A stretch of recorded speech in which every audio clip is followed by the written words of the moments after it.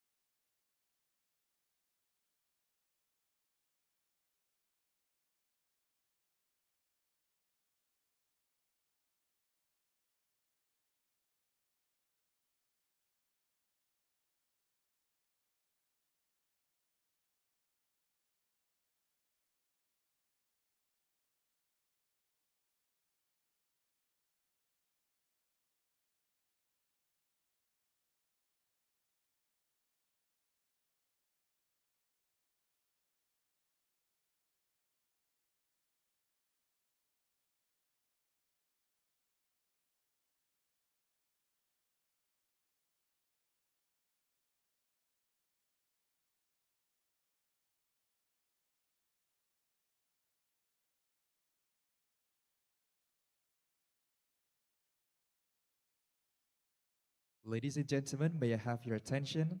The opening ceremony is now begin. Om Swastiastu. Assalamualaikum warahmatullahi wabarakatuh. Shalom, Namo Buddhaya, and may peace be upon us. Good morning, distinguished guests, fellow students, ladies and gentlemen. Welcome to the Mengangkat Roadshow at Udayana University. Please give a round of applause for us today. Before we begin, allow me to acknowledge and warmly welcome our distinguished guests who are joining us today. For the first, the Honorable Vice Rector for Student Affairs of Udayana University, Professor Dr. Gusti Ngurah Alit Susanto Wirya, SP, MAGR. Good morning, Prof. The Honorable Vice Rector for Planning, Cooperations and Informations of Udayana University, Professor Dr. Engineer Insinyur Made Sucipta, ST, MT. Good morning, Prof. The Honorable Miss Jo Stevens, the Australian Consul General in Bali. Good morning, Miss. Professor Dharma Putra from the Faculty of Humanities, Udayana University. Good morning. Dr. Curly Hughes, Senior Fellow, International Education Association of Australia. Miss Laksmi Denif Suwardana, Putri Indonesia 2022, Ambassador for Ubud Writers and Readers Festival. Good morning, Miss. We're honored to have all of you here today as we celebrate the strong partnership between Indonesia and Australia, especially in education, cultural exchange, and youth collaborations.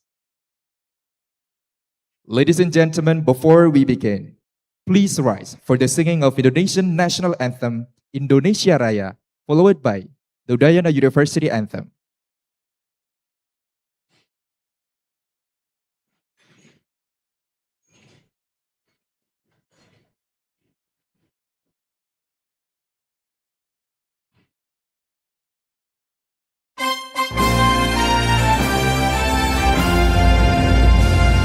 Indonesia, tanah airku, tanah tumpah darahku. Di sanalah aku berdiri, jadi pandu ibuku. Indonesia kebangsaanku, bangsa dan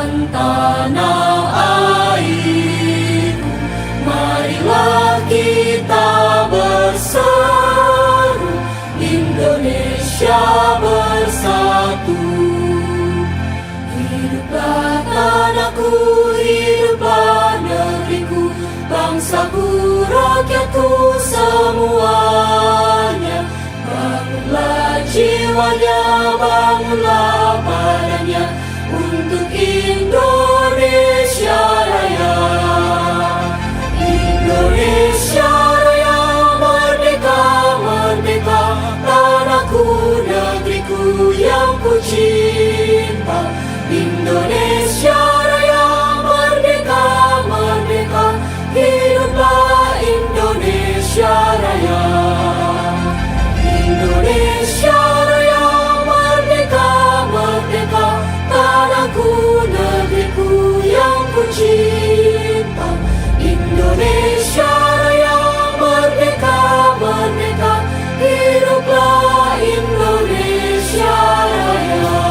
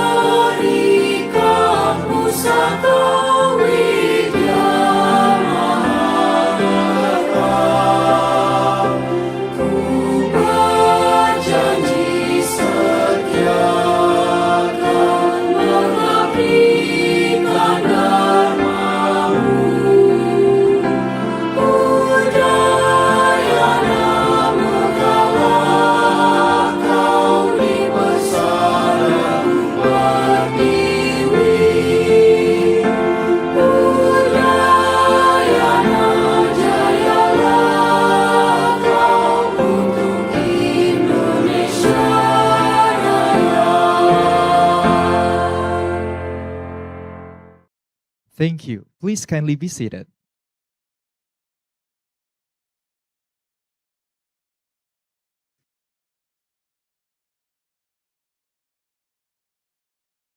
Ladies and gentlemen, before proceeding to our first formalities, allow me to quickly introduce about today's event. The OC Banget University Roadshow is an annual flagship campaign and outreach initiative by the Australian Embassy Jakarta that aims to deepen understanding of the strong Australia-Indonesia partnership and highlight the contributions both countries make to regional peace, stability, and prosperity.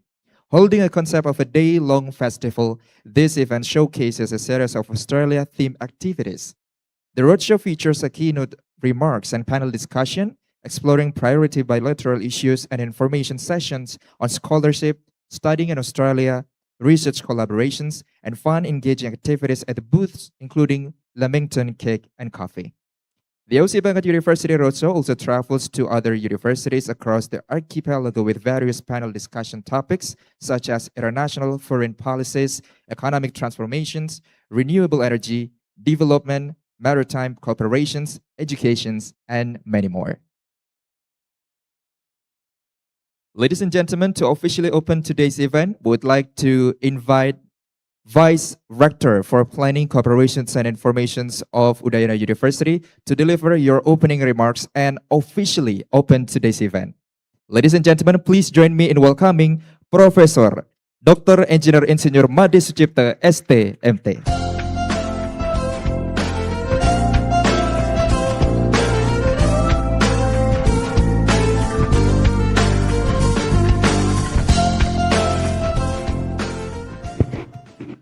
Morning. First of all, I would like to inform for you because our rector of the University of Udayana now is in Jakarta. He has several meetings with the ministry, our ministry. Om Swastiastu. Wassalamualaikum warahmatullahi wabarakatuh. Shalom, nama budaya, salam sejahtera untuk kita semua, rahayu. For this welcoming remarks, I just read from the rector. So I just deliver what the rector said. The Honorable Representative of the Australian Consulat Jenderal in Bali, Ms. Jo Stephens, the Australian Consulat Jenderal, Dr. Kirili Hughes, Senior Fellow International Education Association of Australia, Ms. Laksmi Denivi Suardana, Putri Indonesia 2022, Ambassador for Ubud Writer and Reader Festival, Profesor Dharma Putra, from Faculty of Humanities, Udayana University, the Vice Rector for the Student Affairs, Udayana University, the Deans at Udayana University, all distinguished guests, fellow students, and also ladies and gentlemen that I cannot mention you one by one. Very good morning to all of you. On behalf of Udayana University, it's my great pleasure to welcome everyone to Udayana University. On this wonderful occasion, I would like to express our sincere appreciation to the Australian Embassy, the Australian Consulate Jenderal in Bali, and all partners involved in organizing this important event. Today's theme, Bridging Futures, Youth Leadership, Cultural Exchange and People-in-People Connection in the Australian-Indonesia relationship, is highly relevant into the interconnected world where collaboration, mutual understanding, and cultural engagements are becoming increasingly important in strengthening international relations. Ladies and gentlemen, Australia has long been one of Udayana University's most important international partners. Over the years, Udayana University has established extensive collaboration with numerous Australian institutions, including La Trobe University, Macquarie University, University of Wollongong, Griffith University, RMIT University, Charles Darwin University, the University of Sydney, Deakin University, the University of Adelaide, Animal Australia Lions Eye Institute, and several other institutions and consortia. This collaboration covers a wide range of activities, including student and staff mobility, joint research, academic exchange, capacity building, community engagement program, and international partnership that contribute significantly to education, innovation, and sustainable development. The breadth and depth of this partnership demonstrates our shared commitment to advancing knowledge, fostering innovation, and strengthening the bonds between Indonesia and Australia. Ladies and gentlemen, as highlighted into this discussion, the Australia-Indonesia relationship is not built solely through government-to-government cooperation. It is equally strengthened through people-to-people connection, through students studying abroad, researchers collaborating across the borders, cultural exchange, community engagement, and increasing through digital platform that connects young people from different backgrounds. Universities play a vital role in nurturing this connection. We are not only a center of learning and research, but also a platform where future leaders develop intercultural competency, global perspective, and collaborative skill needed to address shared regional and global challenges.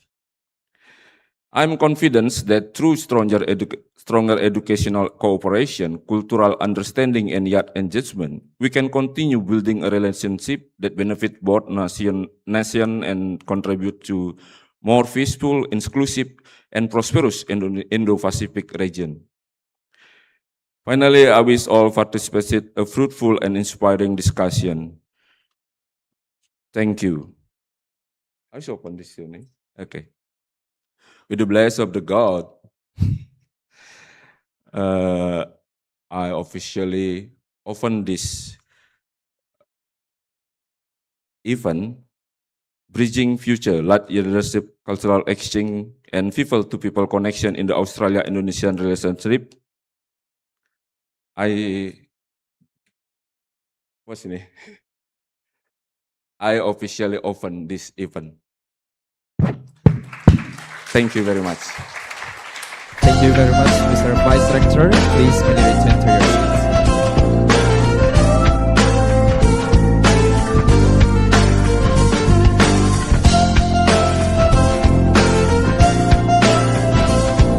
Ladies and gentlemen, it is now my privilege to invite Ms. Jo Stephens, Australian Consul General in Bali, to deliver her remarks. Ibu Konjen, the stage is yours.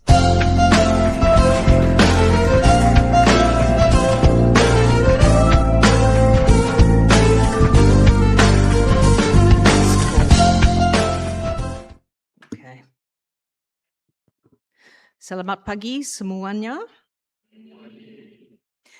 Yang terhormat Bapak Profesor Made Sucipta, mewakili Rektor Udayana, Prof. Susanta Wirya, yang terhormat para pembicara panel diskusi kita, Ibu Dr. Kirali Hughes, Bapak Prof. Inyoman Dharma Putra, Ms. Laxmi Denif, para dosen dan mahasiswa yang luar biasa, serta seluruh hadirin yang saya banggakan. Maaf, saya masih belajar bahasa Indonesia. Saya coba, ya, sedikit. Oke. Terima kasih atas kesempatan yang berharga ini dan sambutan yang hangat. Saya sangat senang berada bersama anda semua pagi ini, terutama di universitas terbesar di Bali. Merupakan suatu kehormatan besar bagi saya untuk menyambut Ibu Dr. Kirali Hughes dari Australia.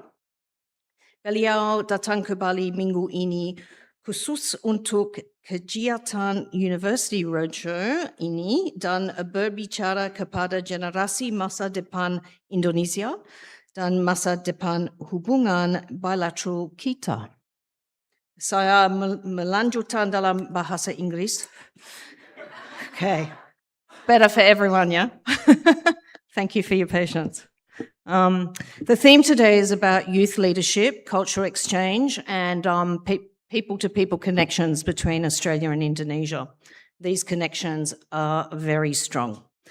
The Australia-Indonesia relationship dates back hundreds and hundreds of years through trade between fishing communities in Sulawesi and the First Nations people of Northern Australia. Australia is very proud to have been one of the earliest and strongest supporters of Indonesian independence.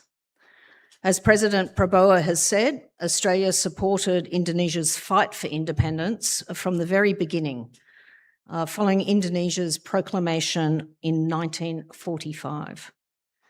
President Sukarno chose Australia to represent Indonesia in the United Nations negotiations that led to independence. Strong support also came from the Australian public, with Australian dock workers boycotting Dutch ships and individual Australians supporting the independence movement in different ways. Today, Indonesia remains one of Australia's closest partners. As Australia's Prime Minister Albanese has said, no country is more important to Australia than Indonesia. We share deep trust and an unbreakable bond as neighbours and partners and close friends. Our partnership deepened with the signing of the Treaty on Common Security, known as the Jakarta Treaty, by President Prabowo and Prime Minister Albanese last February, deepened our ties. This treaty builds on a history of security and defence cooperation that stretches back more than 75 years. Our two countries are also unlocking trade and investment opportunities together and supporting economic prosperity and resilience. Since 2020, our two-way trade has almost tripled. Australia is also the largest foreign investor in Bali. But it is actually the connections between people that are at the heart of the Australia-Indonesia partnership. In every field, Australians and Indonesians are working together, collaborating, sharing experiences, and building friendships. And nowhere is this more evident than here in Bali. In 2025, just over 1.6 million Australians visited Bali. They come here to enjoy the incredibly rich culture, of course, and they want to soak up the stunning landscapes. But they also come here because of the very deep friendship our peoples have developed over the years and the relaxed, warm and generous spirit we both share. But these people-to-people connections go way beyond tourism. Australia is one of the most popular destinations for Indonesian students. In 2025, a record 25,000, a little bit more than that actually, Indonesians studied in Australia. We have a network of over 200,000 Australian alumni creating positive change here in Indonesia. Today, you'll also hear about the longest running foreign scholarship program in Indonesia, the Australia Awards. These scholarships empower talented Indonesians, such as yourselves, to study in Australia and to bring new perspectives, optimism and energy to our bilateral relationship. Today, the Australian Consulate General in Bali is very proud to present this Aussie Mengangkat University Roadshow in collaboration with Udayana University. Udayana and Australia have cooperated over many, many years through academic partnerships, dual degree programs, student exchange programs, joint research, and of course, the Aussie Mengangkat Corner, or ABC. I love the t-shirts, by the way, they're very nice touch. The ABC is a space that provides information about Australia and opportunities to study in Australia, and it's located just across the courtyard. Congratulations on your new building, by the way, but the Aussie Mengangkat Corner is in the Central Library of Udayana University. Udayana was the very first university in Bali where we opened an Aussie Mengangkat Corner, and I was very proud to be able to do that last year, to re-inaugurate it here in January when it moved over to this campus. And I encourage everyone to go visit it and check out the books and other materials if you haven't already. I'm going to ask for a show of hands. Who's been to the Aussie Mengangkat Corner? Just make sure you're paying attention. Sudah ke Aussie Mengangkat Corner? No. Okay, well, you're going to have to. Cepat, yeah?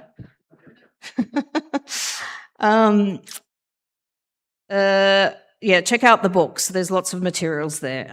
In the spirit of furthering this cooperation, we're very honoured to have Dr. Kirralie Hughes here today.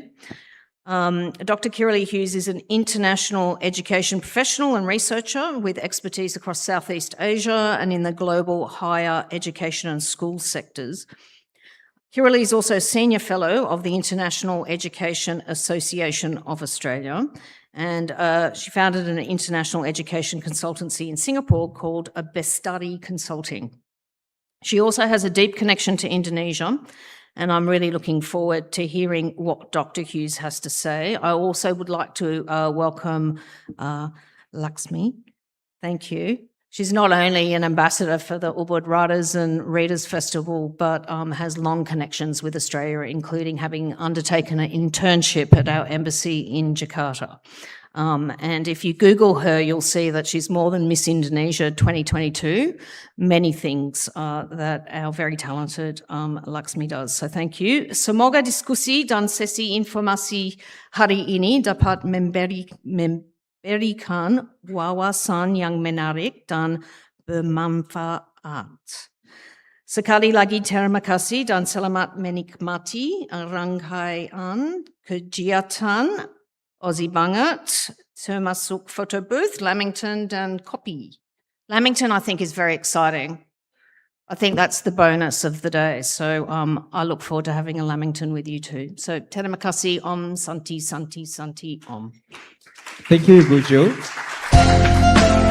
Please kindly be seated.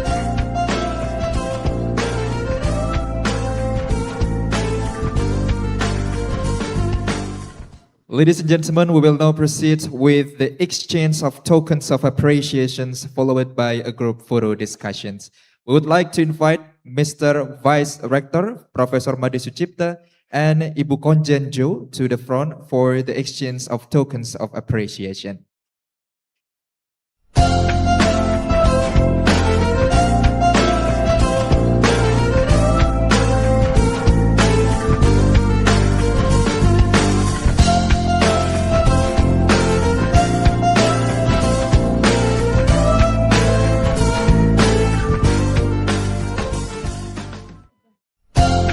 I also would like to invite the Vice Rector for Student Affairs of Udayana University, Professor Dr. Gusti Nurhalis Susanto Wirya SP MAGR, to come on the stage.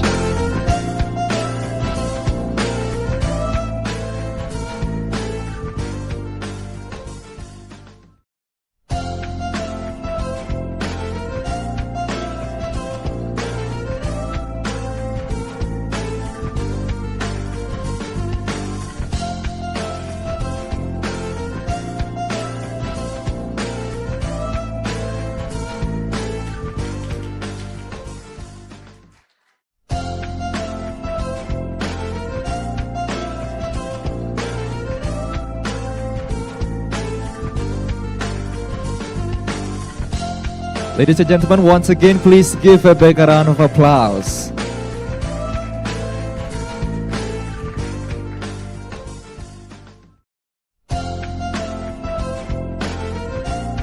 We would like to invite all distinguished guests to do the photo session.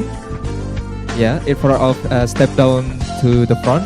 Would like to do the photo sessions with all of the participants. Would like to invite all the participants to stand for the group photo session.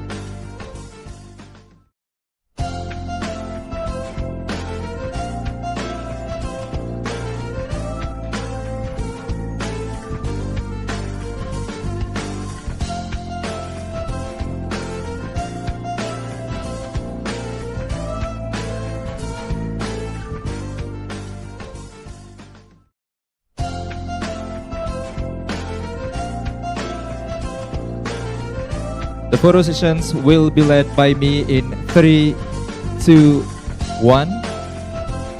Once again, 1, 2, 3. Once more, with the pose of Udayana pose.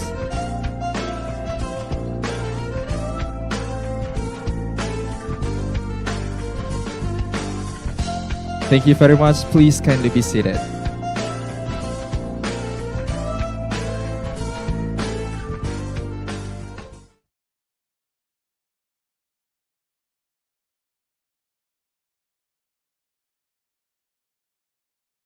Ladies and gentlemen, this concludes the official opening of the OC Banget Roadshow at Udayana University. We would like to invite Mr. Vice Rector and Ibu Jo. You may proceed to conduct a brief media doorstop on level 1.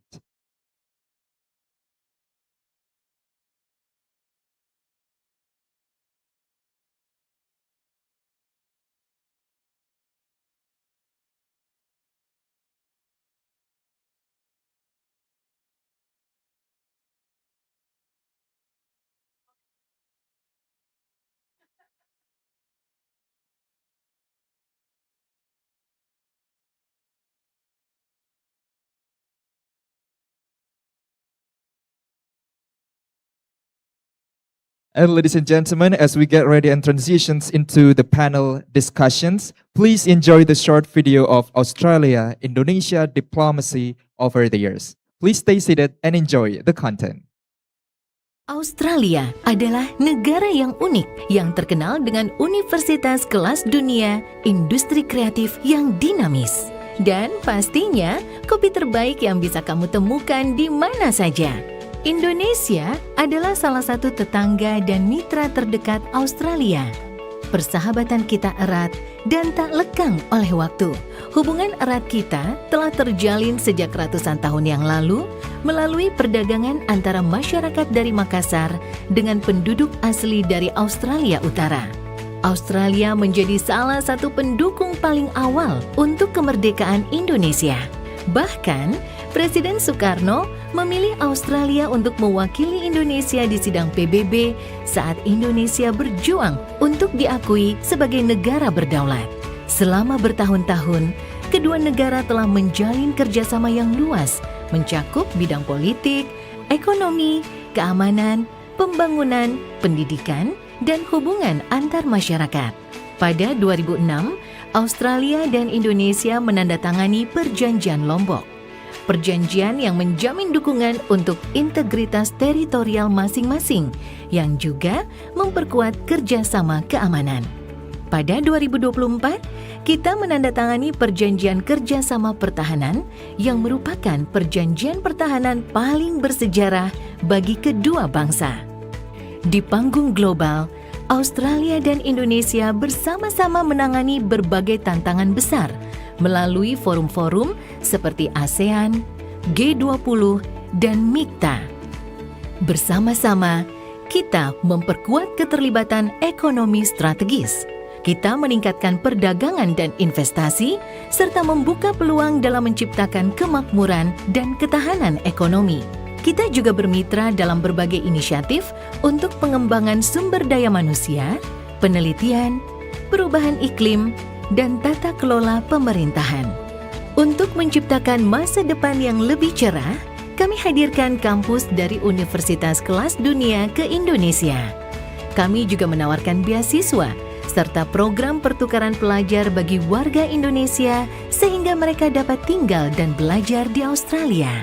Australia adalah negara tujuan paling populer bagi pelajar Indonesia yang belajar di luar negeri. Lebih dari 200.000 warga Indonesia telah belajar di Australia dan berbaur di tengah-tengah masyarakat yang beragam. Dengan semakin banyaknya warga Indonesia dan Australia saling berkunjung untuk bekerja, belajar, dan bertualang, maka peluangnya menjadi tak terbatas.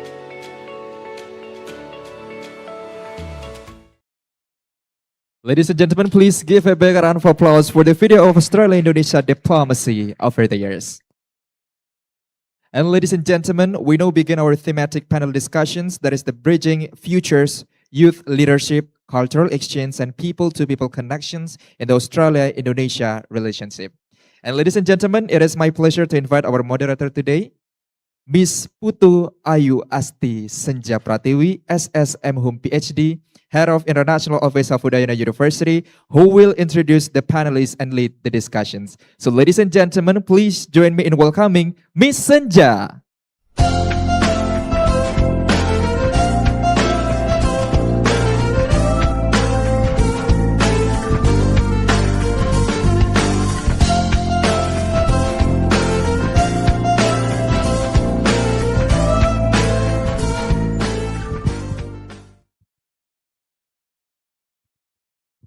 Cek, 1, 1, 2, 3. Selamat pagi adik-adik.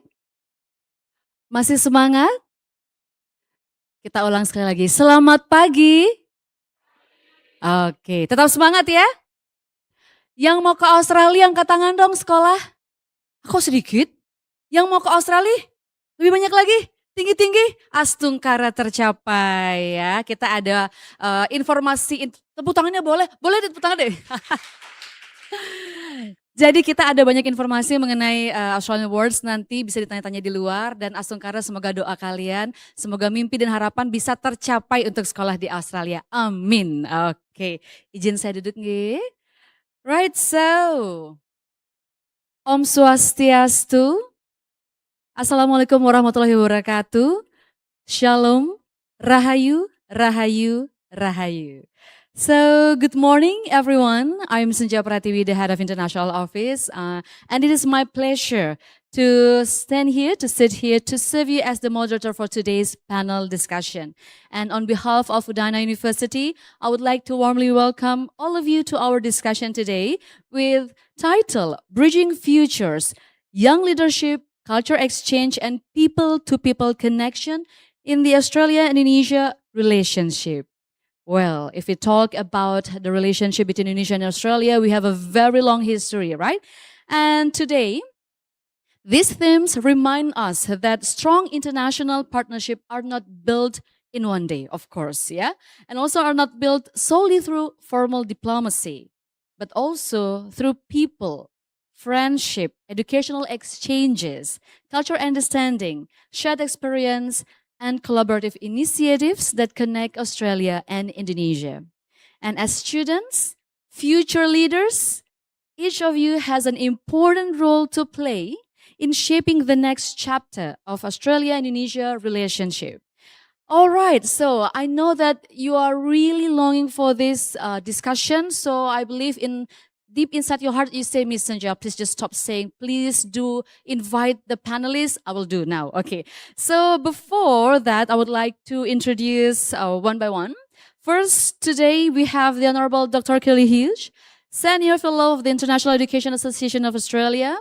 And she's an experienced international education professor and researcher and very professional in terms of the international education. And she also dedicated much of her career to strengthening educational and people-to-people connection between Australia and Indonesia. Dr. Kelly Hughes, would you like to come to the stage? Please, tepuk tangan boleh dong ya? Okay. Welcome to Bali, welcome to Udayana. Please have a seat. Thank you so much for your time. Right, next we have our professor in Udayana University, Professor Inyoman Dharma Putra, professor at the Faculty of Humanities, Udayana University. So a very respected scholar in literature, culture, and tourism with extensive experience in international academic collaboration and research. Profesor Dharma Putra. Tepuk tangan boleh adik-adik? Yeah. So Professor Dharma Putra showed me a picture once that he was in the program in Australia in 1986. And I say, Professor, I was born at that year and you already have your short course and program in Australia. Professor, terima kasih. Dan biasa ya, yang paling apa namanya kita tunggu-tunggu, kita undang paling terakhir. Yang paling banget pokoknya ya, adik-adik. Kita beri tepuk tangan yang meriah. Saya baca dulu ya biografinya.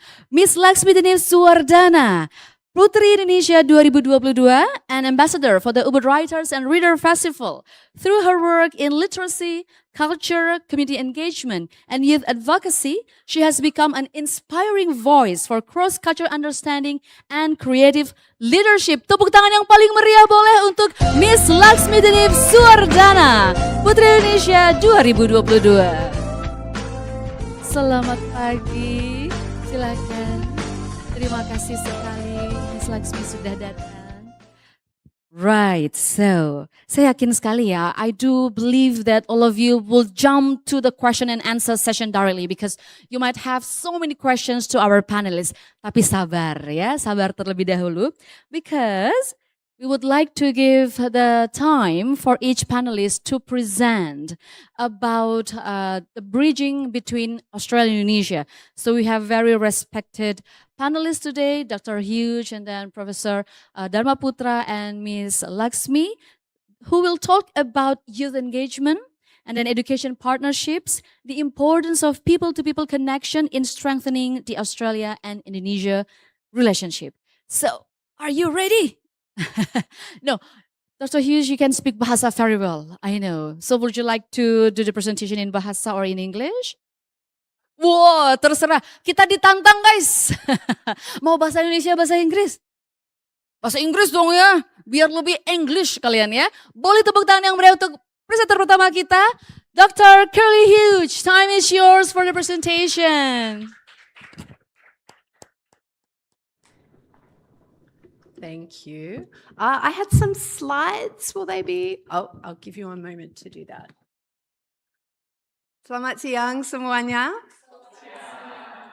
Terima kasih atas kesempatan ini. I'm very pleased to be here and to be speaking to you today. All right. I don't normally do this, tapi untuk presentasi ini saya mau cerita sedikit mengenai latar belakang saya sendiri ya.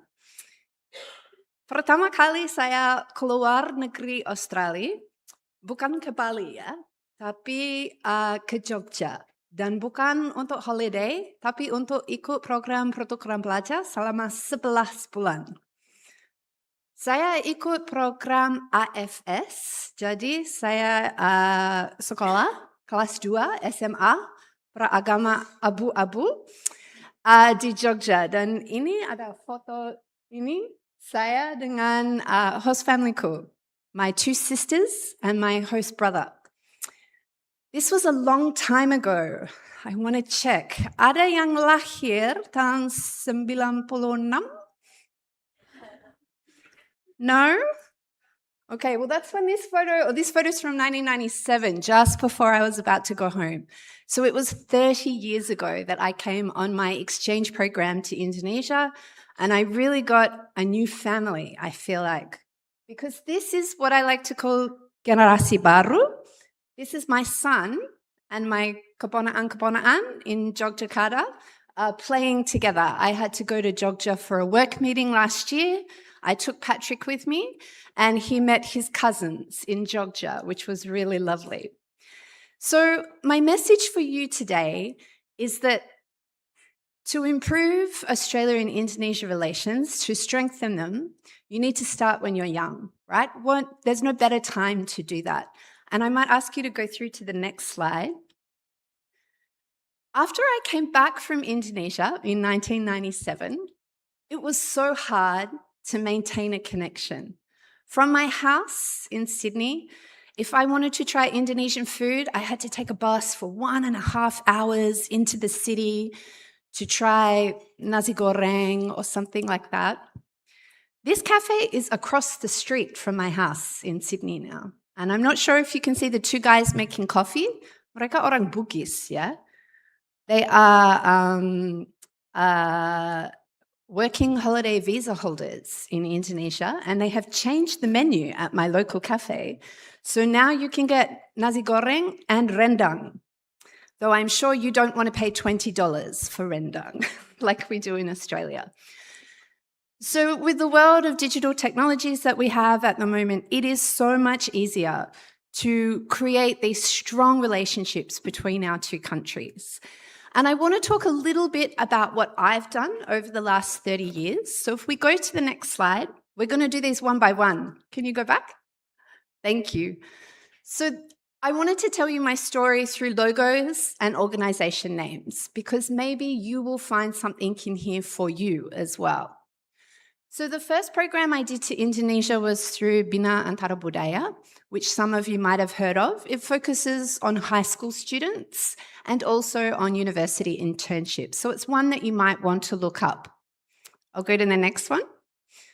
I then went to the Australian National University, and I am biased, but it is one of the best places in Australia to learn about Indonesia as well. It has a very rich academic community there. So if you're thinking about studying in Australia, you might put that university on your list. I'll get you to go to the next one. I then came back to Indonesia through a program called Acicis. Ada yang dengar Acicis? No? Udayana used to host a program from Acicis based on sustainable tourism. So I did a year of university, 6 months at UGM in Yogyakarta and 6 months at Universitas Muhammadiyah Malang in East Java. I'll get you to go again for me. I then went back to Canberra and I did an internship with the Kedutaan Besar Republik Indonesia. I worked in the education and cultural section.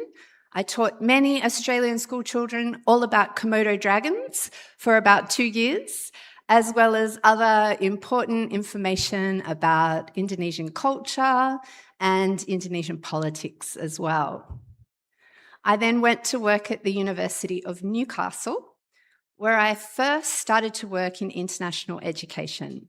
And at the university there, I came to Bali several times to recruit students who were interested in studying in Newcastle, particularly students on the Australia Awards program. And if nothing else, I want you to all learn about the Australian Awards program today, okay? It's a wonderful opportunity to study in Australia. Actually, you can do the rest of them now if you like. Keep clicking. I then went to work in Australia for the Australia-Indonesia Business Council, for the University of New South Wales, where I worked on the New Colombo Plan, which is a scholarship program that brings Australian students here to Indonesia and to Bali. I worked for AFS, which at the time was the program manager for the Australia-Indonesia Youth Exchange Program, which is another program that I want you to learn about. And we have it's a very long-running program. It's older than I am. And we have one of our alumni here today as well from the IEP program. I now work with IEAA. And this week, I've been working on the Australia Awards program.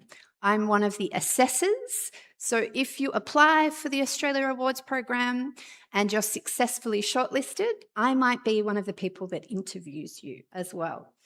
And I have been working with another Indonesian for the last month on this program. And I just learnt yesterday that he is also an IEP alumni. And I think that's probably why we get on so well. So I'll get you to go to the next slide now. What I want you to remember is when you're young, you have something that, well, Lakshmi, you still have time. You still have time, but I feel like we're running out. But for young people, you have the energy and you have the time. You might not have the money or maybe the kemampuan, but there are so many opportunities that you can take advantage of. I feel like I've got to the middle career stage now where I've got the energy and the money, but I have a little kid, so I have no time whatsoever. And then obviously, once you become older, finding that energy can be more difficult. So I want you to realize that your energy, your semangat, and your capability is the key to you becoming engaged with Australia-Indonesia programs and having a lasting impact as well. So what I want to leave you with is the last page here. And maybe this is the one that you get your phone out and take a photo of, okay? Because these are all of the different programs that you can become involved in. I know that there will be an information session later today on the Australia Awards, and I'm sure you've all heard of the LPDP scholarships. There are so many Indonesian students living in my suburb in Sydney who are LPDP students. So through the Australia-Indonesia Institute, which is supported by DFAT, the Department of Foreign Affairs and Trade, there are a number of programs that are supported. There's a grants program, there's also the IAP program and the Australia-Indonesia Muslim Exchange program. If you're a teacher, you can also apply to be part of the Bridge Australia-Indonesia program, which bridges Australian and Indonesian schools. We also have the Australia-Indonesia Youth Association, which has a very active chapter here in Bali. And the Cause Indy program is the Conference of Australia and Indonesian Youth. There's also the Indonesia-Australia Business Council, and I know that they had their main conference here in Bali last year. So the point that I want to make to you today is that there are so many opportunities for young people to become involved with the Australia-Indonesia bilateral relationship. As someone who did become involved very young when I was in class 2, SMA, I believe it's really greatly enriched my life and given me so many opportunities as well. And there are just so many more opportunities than there used to be, and I'm sure that this list will keep growing as well. And that as university students, you should really keep your eye on that and see what new opportunities become available for you too. I'm going to finish there, Ibu. Of course, we'll take your questions, and please come and take a photo with me at the end, or look me up on LinkedIn, and you can ask me questions there as well. I'm really very supportive of young people getting involved in Australia and Indonesia relations. Thank you. Tepuk tangan yang meriah adik-adik. Thank you very much. Oh, you're the interview for AAS, right? I wish several years ago, I don't want to say the year because it feels old for me when I say it. I should met you at a time. So I might pass the AAS. Okay, so thank you very much for the presentation. You have a very long history with Indonesia. Now you don't have to eat rendang for $20. You can enjoy while you're in Bali. Okay, thank you. And for the next speaker, we will invite Professor Inyuman Dharma Putra, who will share the academic perspective on how universities, research collaboration, and educational exchanges contribute to strengthening the bilateral ties between Australia and Indonesia. Pak Prof, time is yours. Ya. Tepuk tangan boleh dong adik-adik biar tambah semangat. Siap, thank you. Thank you, Senja and Dr. Kirili, Laksmi, and all respected audience.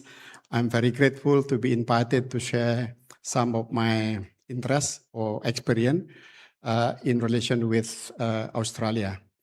I thought I was very lucky that I had a chance more than once to study in Australia. First, I did my master's degree in University of Sydney. It was interesting one because my background is Indonesian literature, and I tried to continue my master program in Indonesia and also Malaysia, and always failed. I passed one time in a selection to go to UI, Universitas Indonesia, but no scholarship was available. And I tried my luck to the lucky country, Australia known as the lucky country, because they have so great natural resources. So I tried my luck, and I met the professor in a conference in Udayana, and talked to him and asked him whether he liked to give me a reference to study in Australia, which is he did, and then I found myself to get the scholarship, now called Australian Award, but at that time was called IDAB scholarship, Australian Indonesian Development assistant bureau, something like that. And the second one, I continue my PhD program at the University of Queensland from 1998 and 2002. Just 2 weeks when after returning to Bali, bomb blast, and then it was very sad, but I found myself in a very interesting position that a Australian Radio and Broadcasting Corporation, Australian Broadcasting Corporation Radio and Television, asked me to work for them.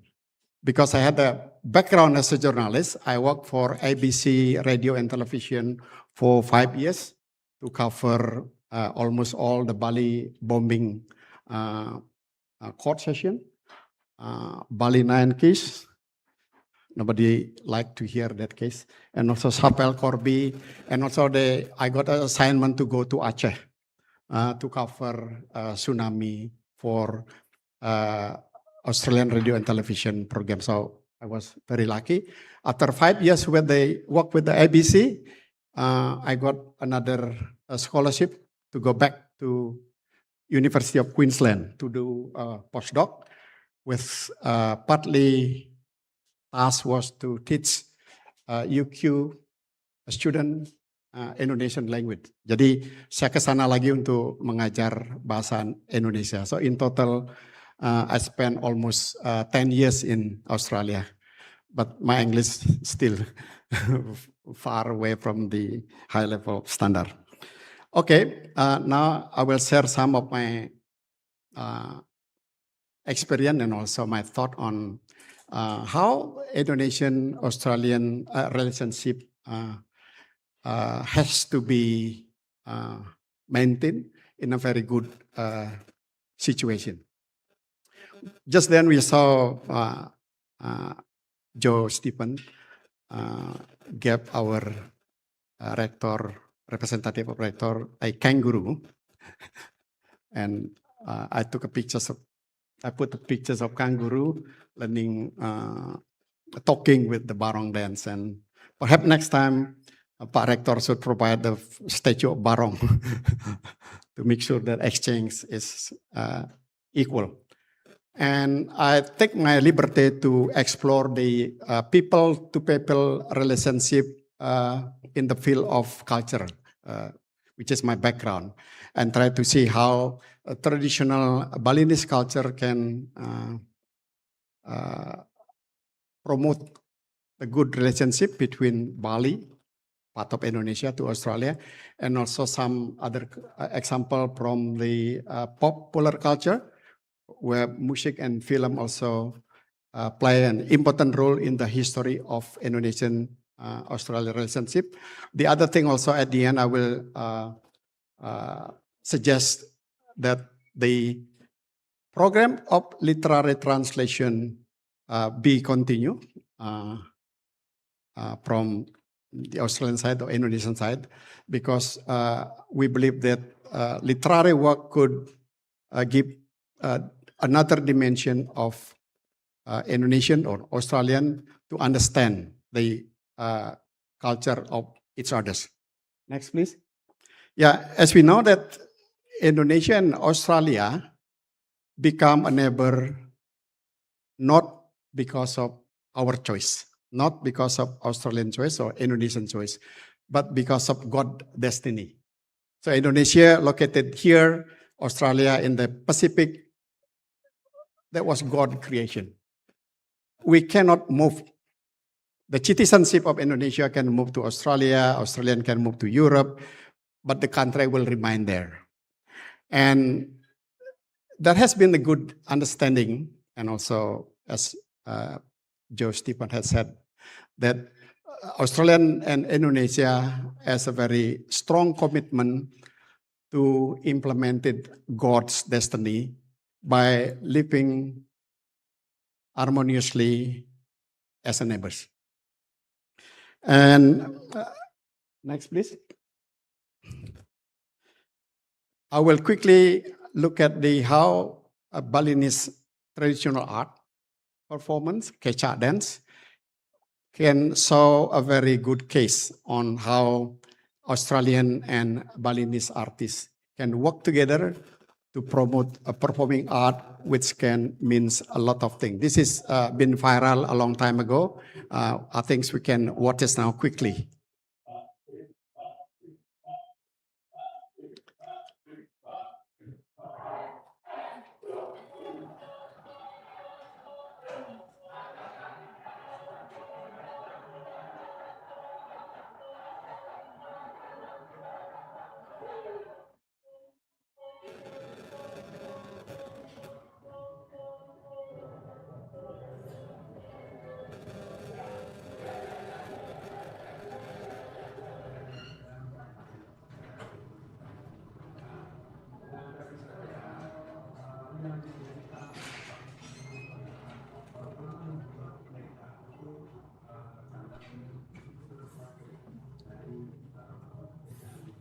Yeah, Prof. Divyo is a very interesting figure. He just got back from South Korea last week to do the same thing. So he teaches people play gamelan, doing Balinese dance, and also kecak almost all over the world.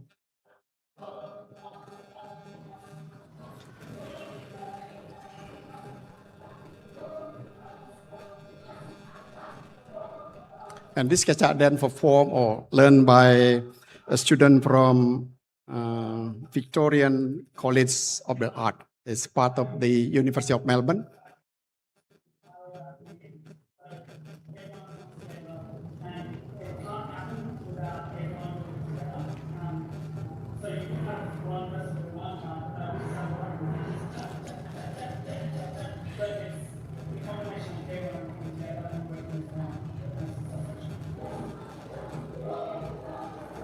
And just this morning, probably we called me by chance to ask something else.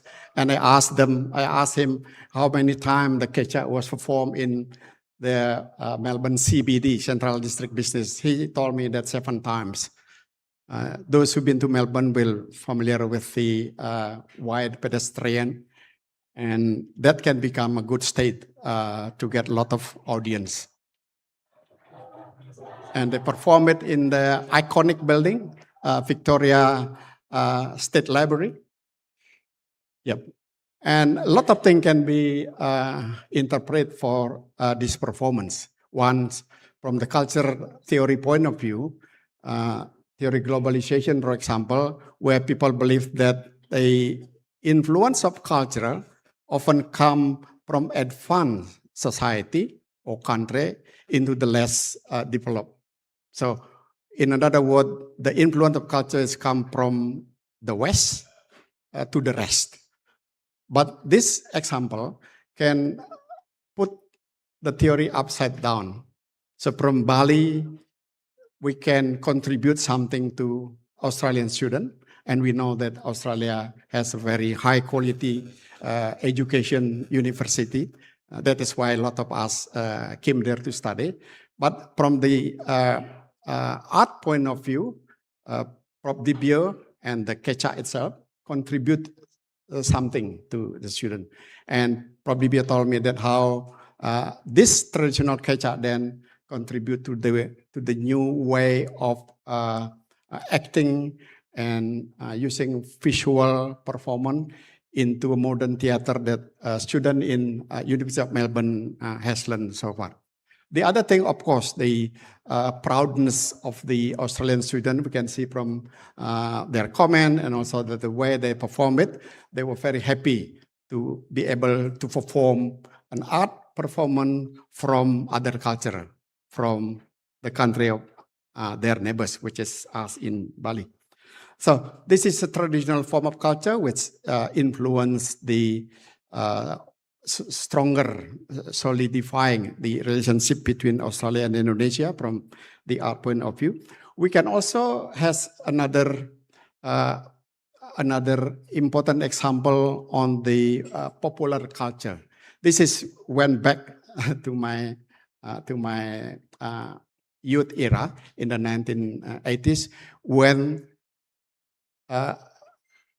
film series from Australia and titled Return to Eden, serialized on TVRI because there was no any other channel at that time. were successfully captivated Indonesian audience. Return to Eden, and the star was Rebecca Gilling. As a journalist, I had the chance to interview her with other journalists in the Hotel Bali Beach at the time. She was so beautiful and smart. When the Australian embassy in Jakarta took her to Jakarta for a kind of cultural diplomacy, she was greeted with a huge crowd, even from the airport in Jakarta, in Cengkareng. And there were also a number of people were at the Bali airport, but they missed it because Rebecca Gilling flew directly from, I think, from Sydney to Jakarta. The culture attaché of Australian embassy at the time, Dr. Philip Kitley, if I'm not mistaken, told the journalists how Rebecca Gilling were dipuja-puja luar biasa di Jakarta. There was a pregnant woman on the welcome Rebecca Gilling at the airport, and then she wanted that Rebecca Gilling touch her womb. Jadi menyentuh hamil dia in order to get a blessing that the baby which were going to be born become anak yang saleh.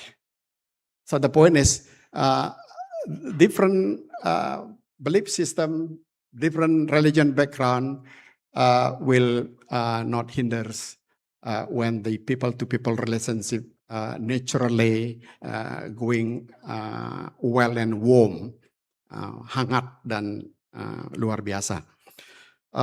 Yang juga penting, another example from pop culture, in mid-1980s, there was a band group from Australia, country band called Red Gum, popularized a song called I've Been to Bali Too.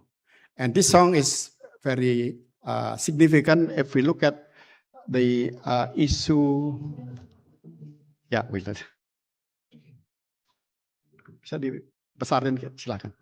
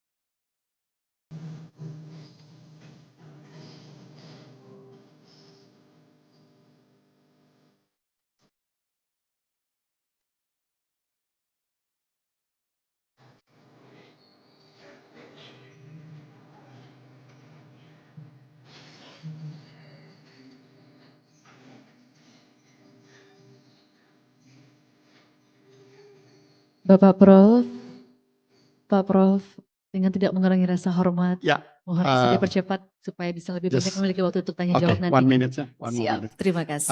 Next slide, please. Yeah. The thing that I would like to emphasize here is the last verse of the song, where he said that you have been to Paris and you have been to Boston. Nothing to do with our president been to Paris before. You have been to Fiji and you've been to London, but you cannot impress me because I've been to Bali too. So Bali put in the very high name compared to London, Boston, and so forth. But what is the significant with the song is it came out after Bali got a very bad reputation in the context of tourism. At that time, there was a Australian teenager who died in Bali because of Bali belly, and our doctor tried to help as best as I can, but it failed. And the Australian media came here and put all the bad image of Bali.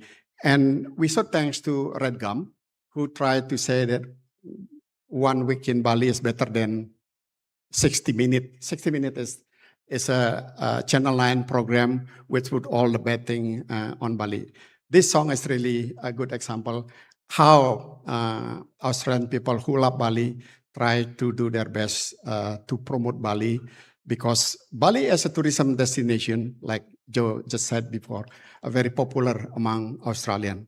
Every day, you might never imagine that between 3,000 to 4,000 Australian leave their home, nice place to come to Bali for holiday. More things can be discussed later, and I have to end my presentation here. Thank you very much. Thank you, terima kasih Pak Prof. Sayang sekali ya karena waktunya sangat sempit untuk presentasi, mungkin nanti kita bisa dengarkan kembali lagunya Prof. Oke, untuk selanjutnya the third and also final presentation will be delivered by Miss Laksmi Dini Suwardana, who will discuss the role of culture, storytelling, literacy and youth leadership in fostering meaningful cross-cultural connection. Time is yours, Miss Laksmi. Good morning everyone. Morning, semoga masih semangat ya. Waduh, saya takut karena Ibu Jo udah balik. But anyway, thank you so much for the opportunity today. I think I'll just share a little bit of my story, and I guess also the importance of people-to-people connection and bilateral relationships. Okay, boleh next?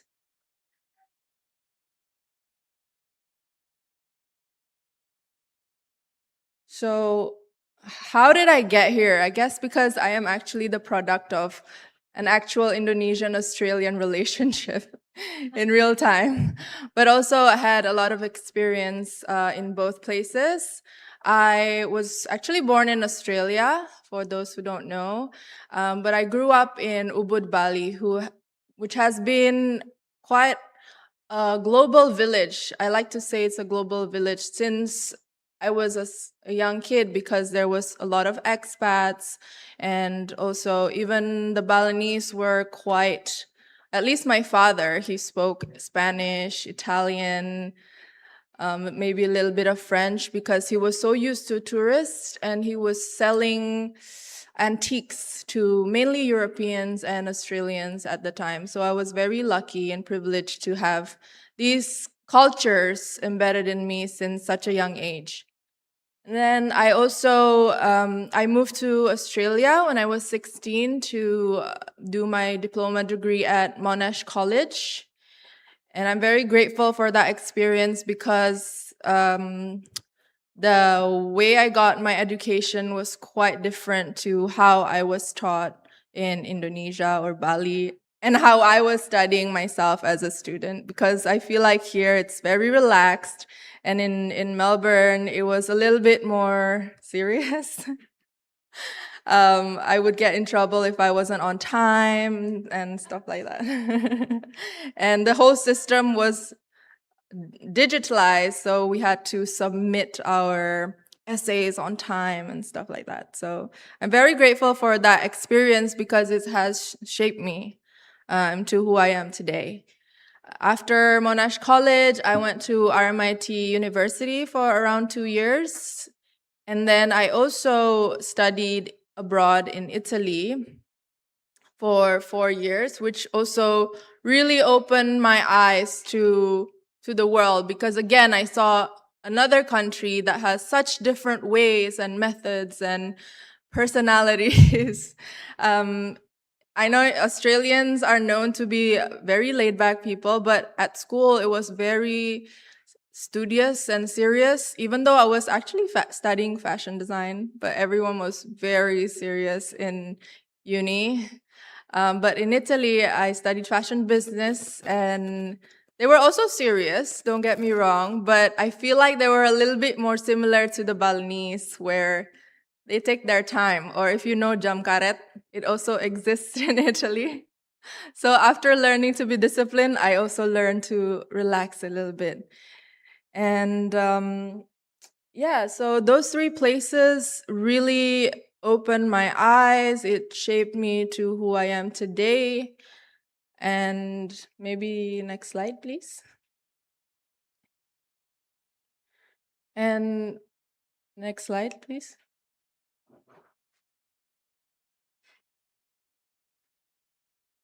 And yeah, like studying abroad, even though it opened my eyes to the world and I wanted to introduce Indonesia to all my friends and family abroad, it also made me want to come back to my own country and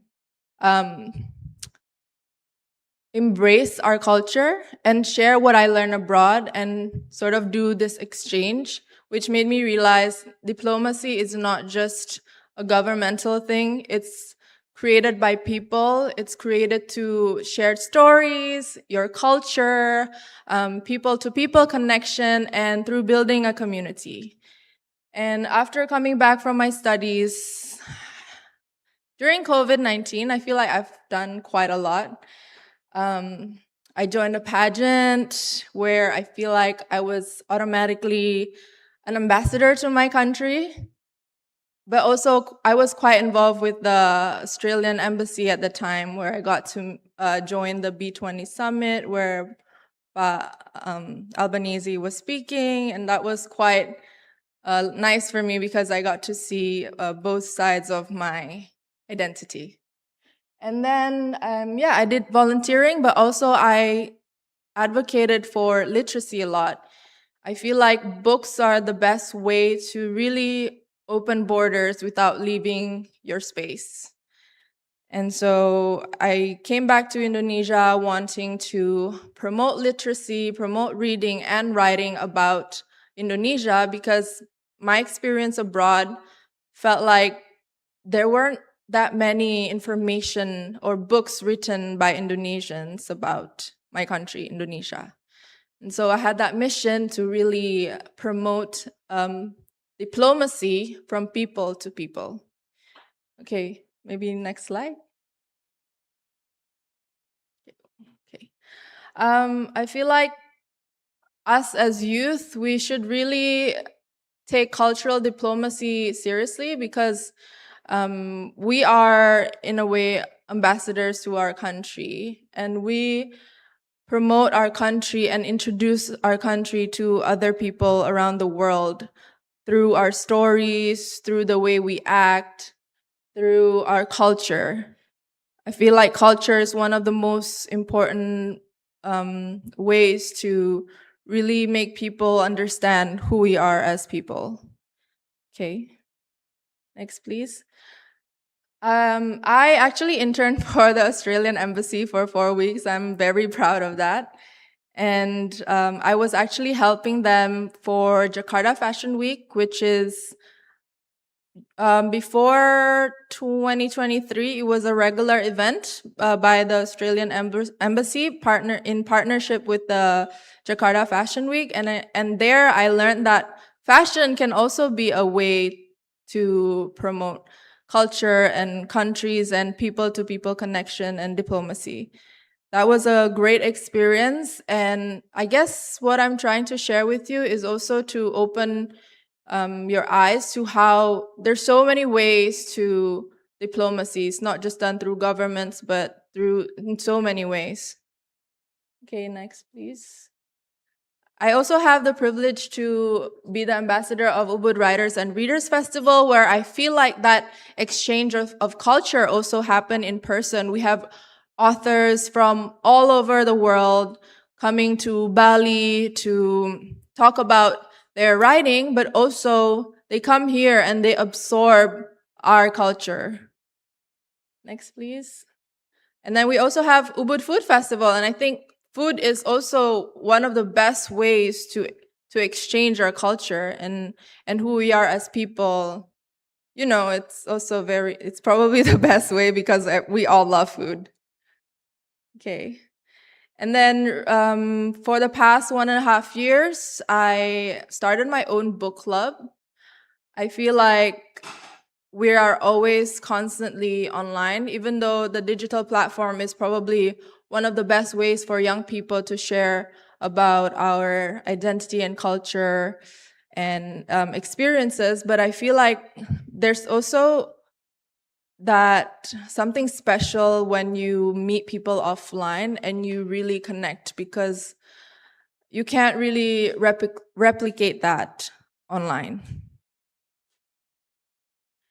And yeah, I guess people-to-people connection is just so important. And what does it look like?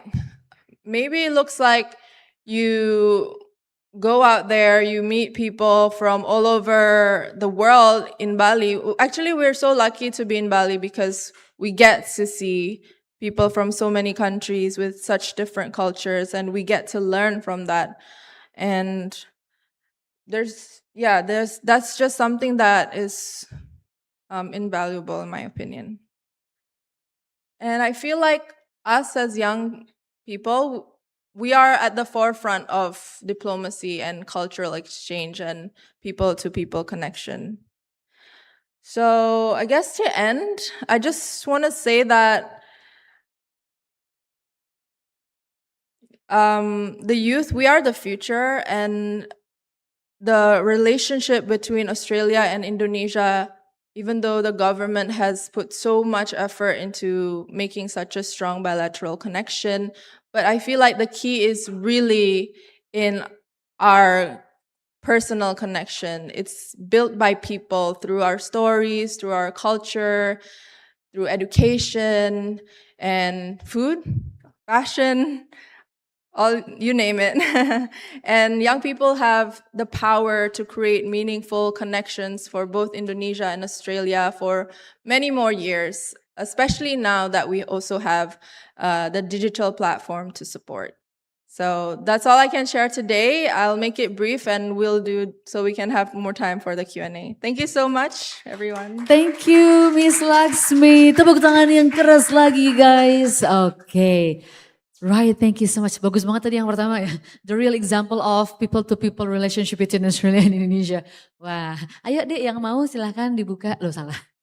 No, oke. Sekarang kita akan mulai ke tanya jawab. Tetapi karena saya moderatornya, saya duluan boleh ya? Right, so I would like to ask the three panelists here, because we have so many young generations, so many future leaders here. Why they have to be aware of the people and people connection, and how to raise their awareness that, guys, we can do something for this cooperation, right? Sometimes the young generation only think, okay, I'm just like no one, I'm just a student, but they have to be aware that they are the future leaders. They're also the bridge of Indonesia and also Australia. So please share to us how to raise their awareness so that they will realize that, oh, I'm important in this relationship. So would like to start? Okay, thank you, Ms. Laksmi.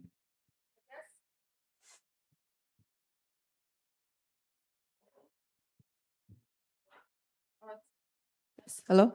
Okay. I guess for me, people-to-people connection is so important. You can't replace that, because that's the way that opportunities open up for you. And that's the way that opportunities have opened up to me, and the way that I could also create an organic community that could support me further. I feel like it's just as simple as that, but you can't really replace people-to-people connection. Thank you. Maybe Dr. Kiril would like to add? Sure. So I think the most important attribute you have as a young person is your energy, right? You have so much energy and so many different ways of thinking. You're not stuck down or bogged down in a particular way of doing something. I teach at university, and I love to see the creativity in student assignments. When you don't give them any rules, you get so many different ways and responses from young students, from young people in terms of how they approach a problem. And that's really your greatest attribute, and you need to use it. But the other thing that I would say is when I look at the people who I really respect, for example, in the Australia-Indonesia relationship, one of those people is your mum, right? She took action when she was young, right? I still remember reading her book about how she came to Bali for the first time, where she met your dad, and going back to Australia. So when you look at these people who you respect, they always started doing things when they were young as well. And she's pretty young. She's still pretty young. And so I think it's important to realize that now is the time that you can start this work. Pak Prof mungkin mau menambahkan? Yeah, the importance of the people-to-people relationship for me is really important because it become a kind of indicator that the success of development of a country must be proven from the successful of the community in one participating the development program and to enjoy the success. It's no point that, for example, in terms of tourism sector, it's no point to say that Bali or Indonesia receive high number of tourists, but community receive nothing. So it's better to talk from the bottom below up to say that the community must enjoy the development and also the country-to-country relationship. Thank you. Adik-adik, start from now ya. Don't think that, okay, I'll wait until I graduate or I'll wait until I become someone, then I will try to connect. No. Start today while you're young. I'm young too. Okay, let's start together. We're all young. We're all young, okay? Start from the small step. You don't have to think ambitious. You don't have to think big thing, right? We can start by doing the culture exchange, joining the short course program, right? Yeah. Can I add a Sure, little sure. bit? As I mentioned when I was speaking, I assess on the Australia Awards Scholarship Program. And when I'm reading an application, I like to see some evidence of your previous connections to Australia or achievements. I don't want the Australia Award to be the first time that you are connecting with Australia. I want to see something else in there. Maybe you've been a volunteer at the Ubud Readers and Writers Festival. Maybe you've been engaged in the Aussie Bangat Corner at your university. Or maybe there's something else that you can tell us about. But when you go for those big opportunities, the LPDP Scholarship, the Australia Awards Scholarship, you need to be able to tell a story.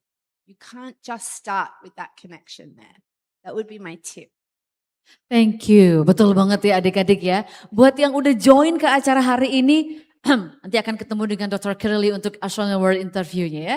Jadi jangan hanya berpikir, please do not only think that, okay, I'm applying Australian, this is the first time. No.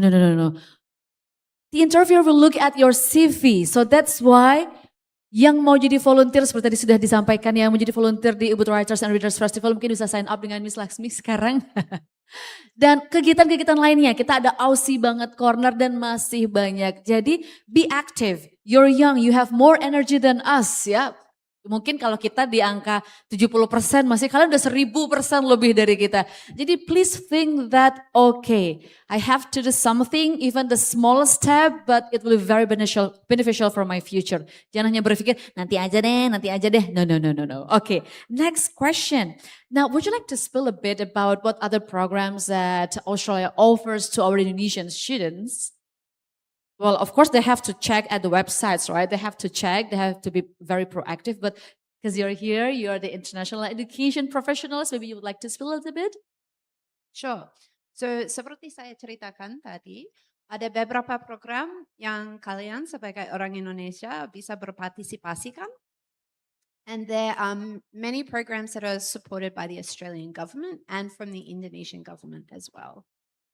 So for those of you who are currently university students, you might look at the Australia-Indonesia Youth Exchange Program, which means you need to get involved with the youth groups here in Bali. There's also the Australian Muslim Exchange Program that's supported by the Australia-Indonesia Institute. And the Australia-Indonesia Institute has a wonderful grants program. And if I'm not mistaken, Ibu Jo, they just got more money in the Australian budget recently to increase the number of grants that they will give to community groups who apply for the grant program under the Australia-Indonesia Institute. So there's really a lot of opportunity.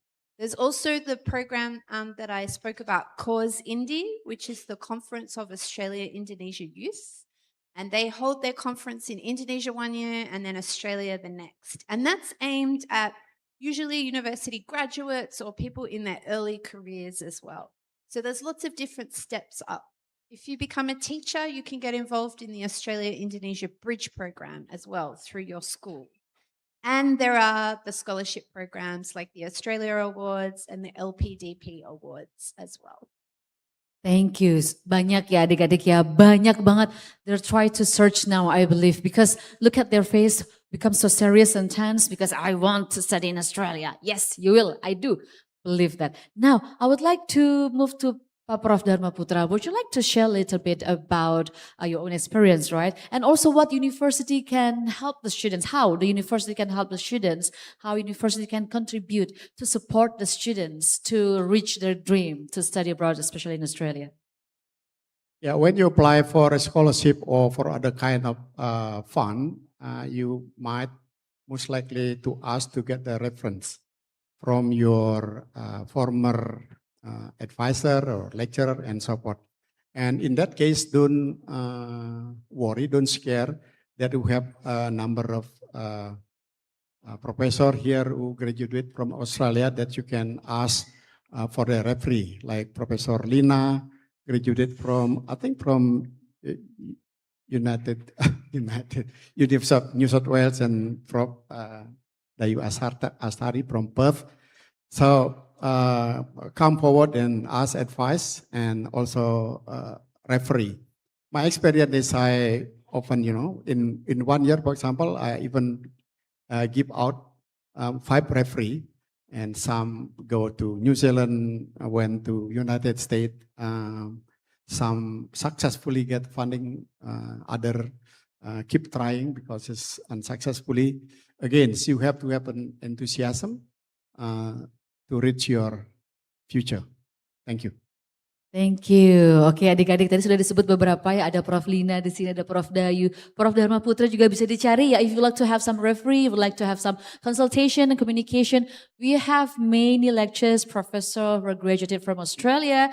Bisa langsung dicari buat izin Prof, boleh minta rekomendasi. Tapi pastikan dulu kalian udah benar-benar siap nggak, mantap nggak, dan apa sih yang bisa kalian tunjukkan prestasi-prestasi kalian kepada untuk nantinya di sesi interview untuk Australian Words, right? Kalau saya nanya sendiri kok kayaknya monopoli banget ya Miss Senja ya. Boleh dong sekarang saya minta suara dari adik-adik. Ayo sekarang saya kasih kesempatan. I would like to open this session for the students. Jangan malu-malu, do not hesitate while we have 3 distinguished panelists. Angkat tangan deh. Yuk 1, kemudian 2, 3. Sebentar 3 dulu. Sabar adik ya, yang keempat sabar ya. Karena sabar disayang Tuhan. Amin. Tolong dibantu volunteer dari International Office 1, 2, dan 3. Sabar, kita sudah buka batch pertama dulu. Oke, yang tadi dek tolong angkat tangan, sebutkan nama. Don't forget to mention your name and also your faculty. Nomor rekening nggak perlu ya dek ya. Silakan berdiri dek. Yeah.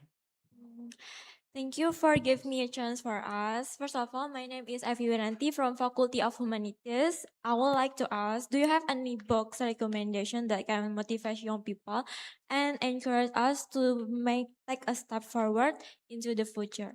As we know, some of us just aren't brave enough to dream big. Thank you. Thank you. Adik Yanti ya? Evi. Sorry? Evi. Edi. Evi. F. Oh, maaf deh, perlu ke dokter kayaknya habis ini. Okay, so would you like to answer the question first or let's collect all the questions? Oh, sorry adik. Mau saya yang sebut apa adik yang sebut? Adik aja deh ya biar lebih dilihat lagi wajahnya. Your question, would you like to repeat your question? Mungkin tadi terlalu excited ya. Jadi adik, halo? Boleh berdiri lagi dek? Ya, lebih kencang suaranya, louder and also mungkin sedikit pelan biar kita bisa dengar dengan baik. I would like Recommendation. to ask, do you have any recommendation book that can motivate young people and encourage us to take a step forward into the future? As we know, some of us just aren't brave enough to dream big. Thank you. Okay, so you're asking about please give us book recommendation ya, to step forward. Nah ini paling pas banget nih kalau begitu. Ambassadornya, boleh duduk deh, Makasih deh. The Ambassador of Writers and Readers Festival ini harus banget nih kita minta rekomendasi spill. If I'm not mistaken, she asked for a motivational book, right? Okay. Last year for our book club, Shelf Therapy, we read this book called The Mountain Is You by Brianna Weiss. And I recommend that book because it talks about how you need to overcome the mountain in front of you, and that mountain is you. So I guess it's a good book to recommend someone who need to overcome their own maybe insecurities, their own fears, their own doubts, so that you can reach the top of the mountain.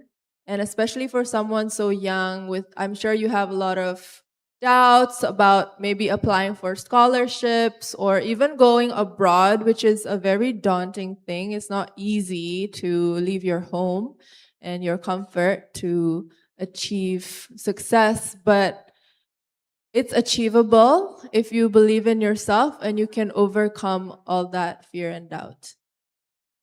Thank you.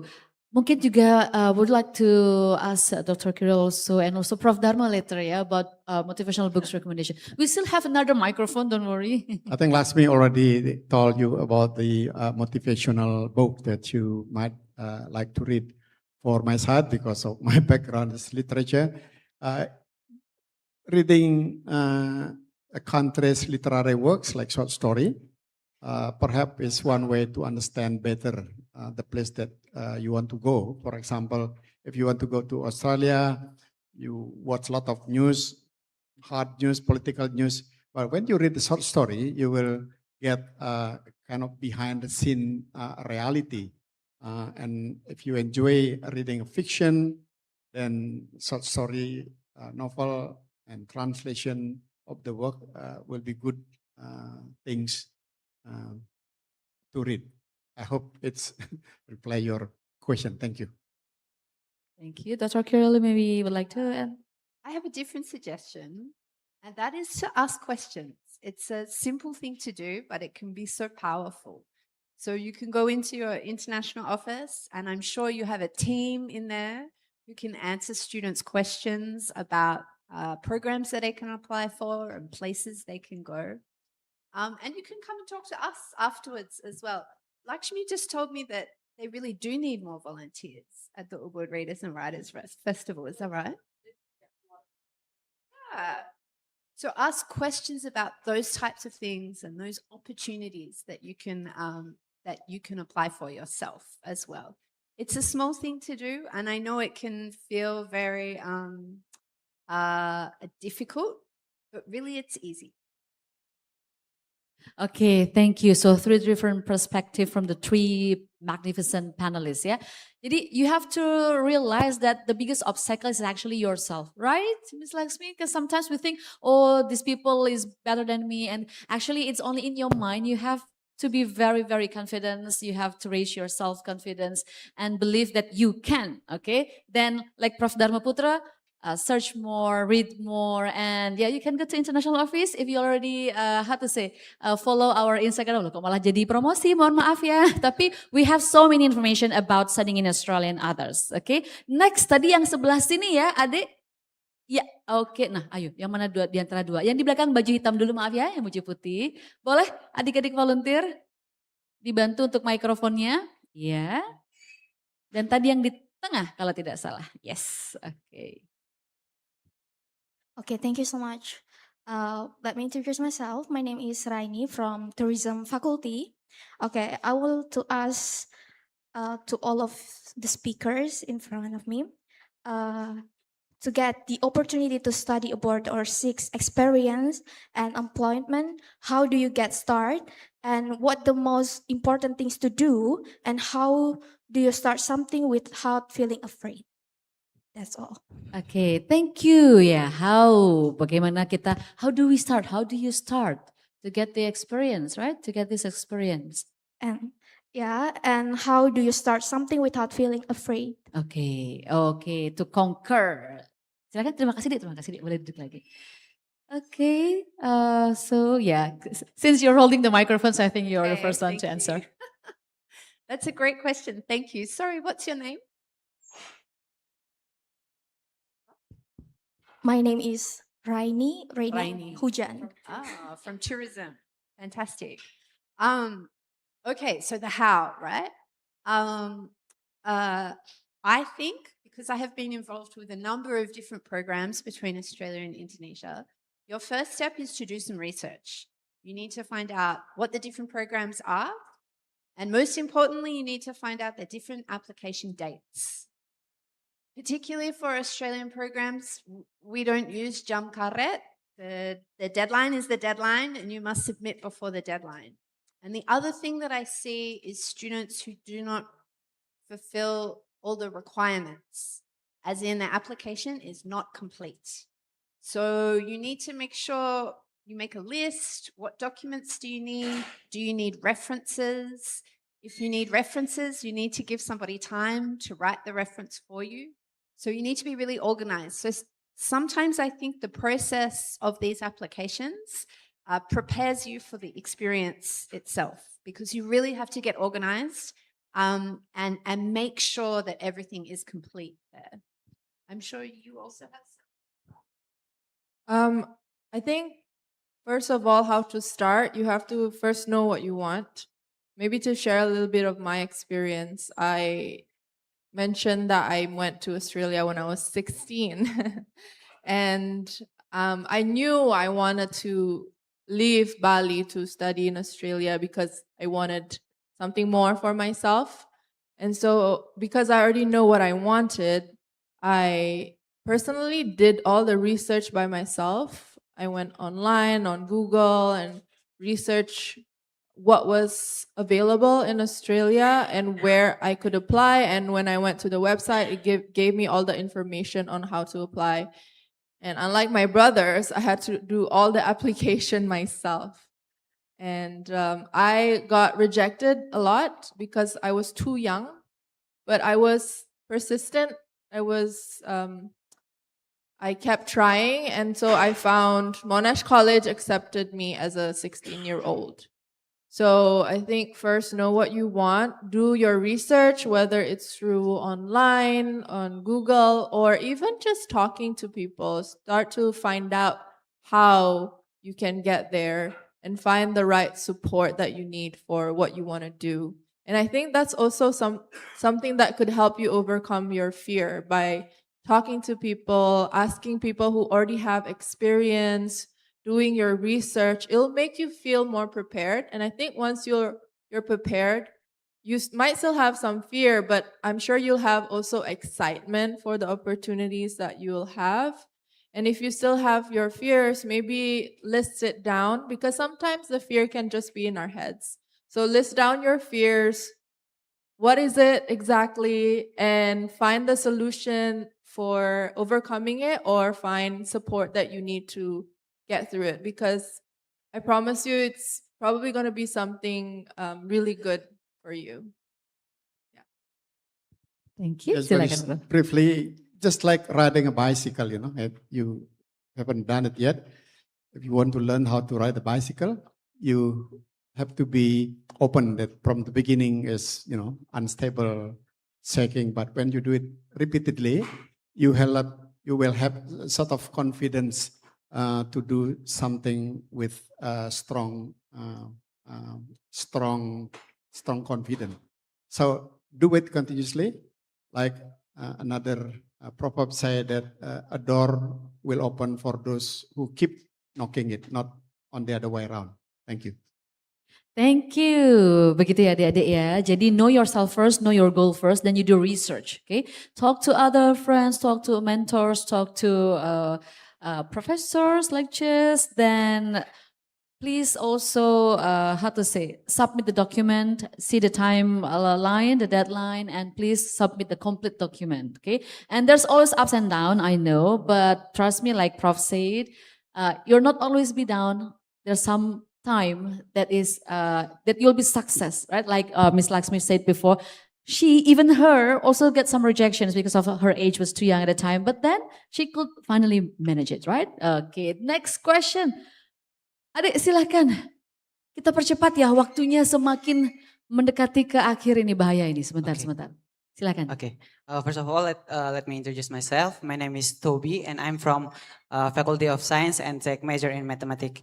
I'm highly interested in pursuing the opportunity to study in Australia for my postgraduate degree, particularly through a scholarship. So now I'm currently midway through my undergraduate studies with a background in science and analytics.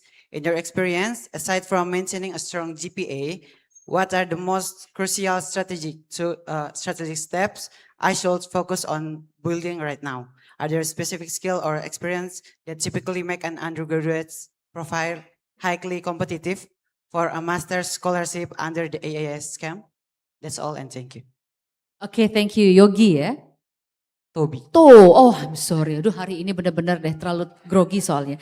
Togi, okay. Oh, you're going to apply for the scholarship. And besides GPA, what are the crucial strategy? Wow, pas banget deh, pas banget. Thank you, Toby. That's a great question. For the Australia Awards, they're not focused on fresh graduates. So normally you need to show that you have 2 years postgraduate experience, whether that's working, volunteering, or doing some other type of study. You can get through if you have a really high GPA and some other achievements. But for the most part, Australia Award holders have had another job first. For LPDP, it can be different. The point is, for each of the scholarship programs, you should check the requirements as well. Things I look for in an application, I look for a really rounded candidate. So yes, you need a high GPA, but just not a high GPA. You need to show that you have leadership skills or leadership capability. So not everybody can be the leader, but you can show us how you've contributed to leadership. Maybe that's through activities on campus, maybe that's through activities in your temple or your church or your mosque, or in sporting activities as well. And the other thing that will be different for each scholarship is also the goal for the future. So for the Australia Awards, it's very focused on your potential for impact when you return. And that's why it can be easier to get a scholarship if you have a job already, because you will return to that job and make impact through that job. So you really need to think about what it is you want to do with your life as well, and be able to write that and put that into the scholarship too.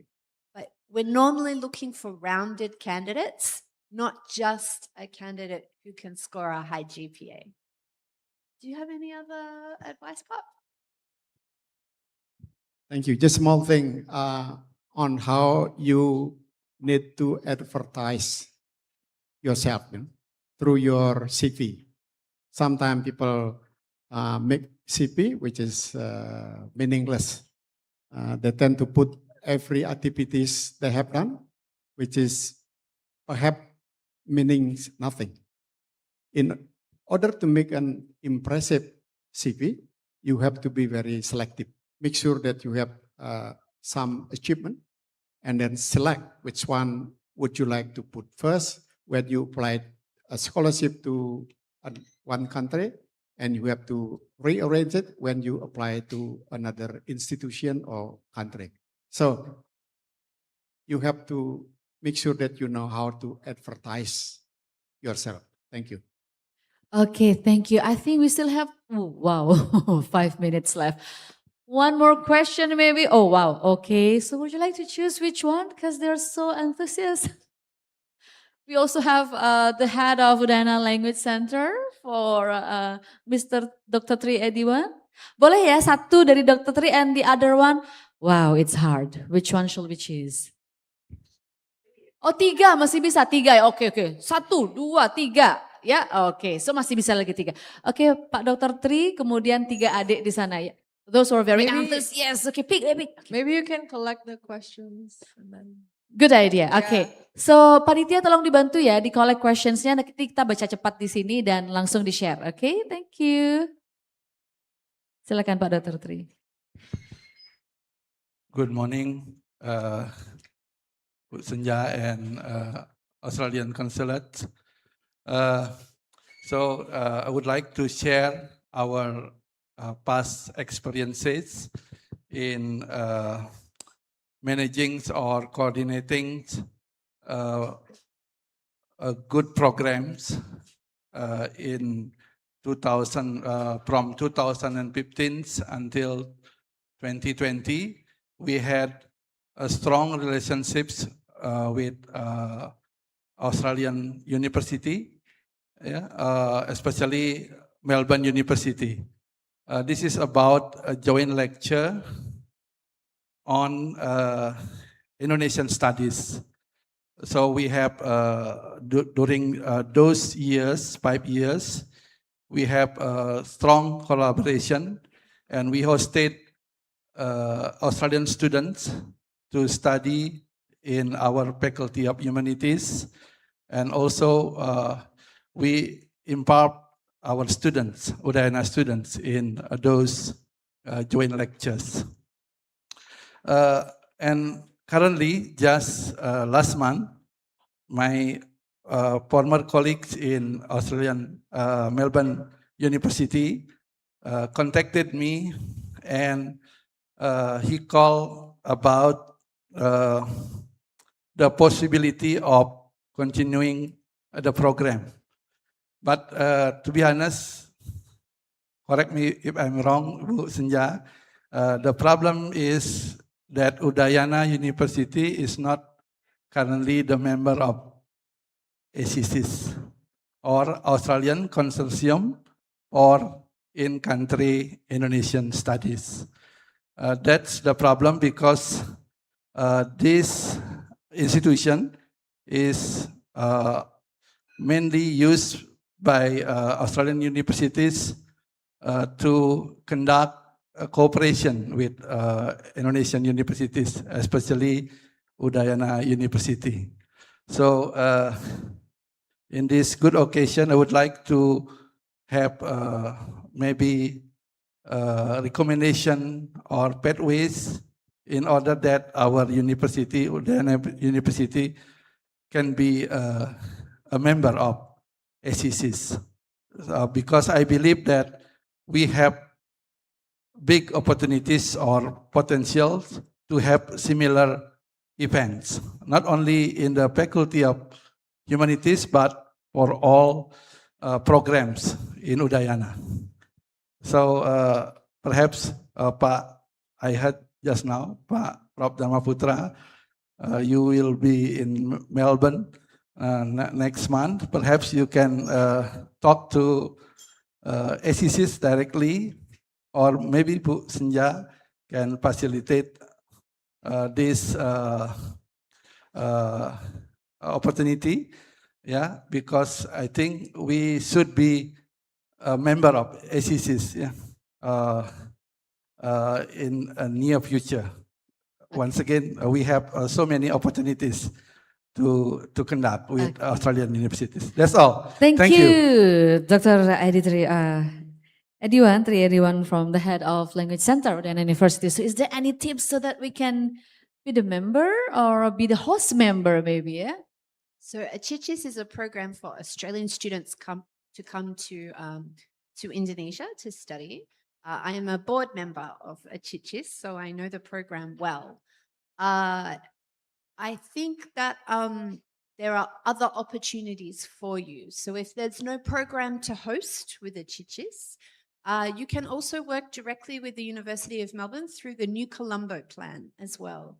And that's another way for you to host students, and you don't need to be a member of a Chichis in order to host New Colombo plan participants.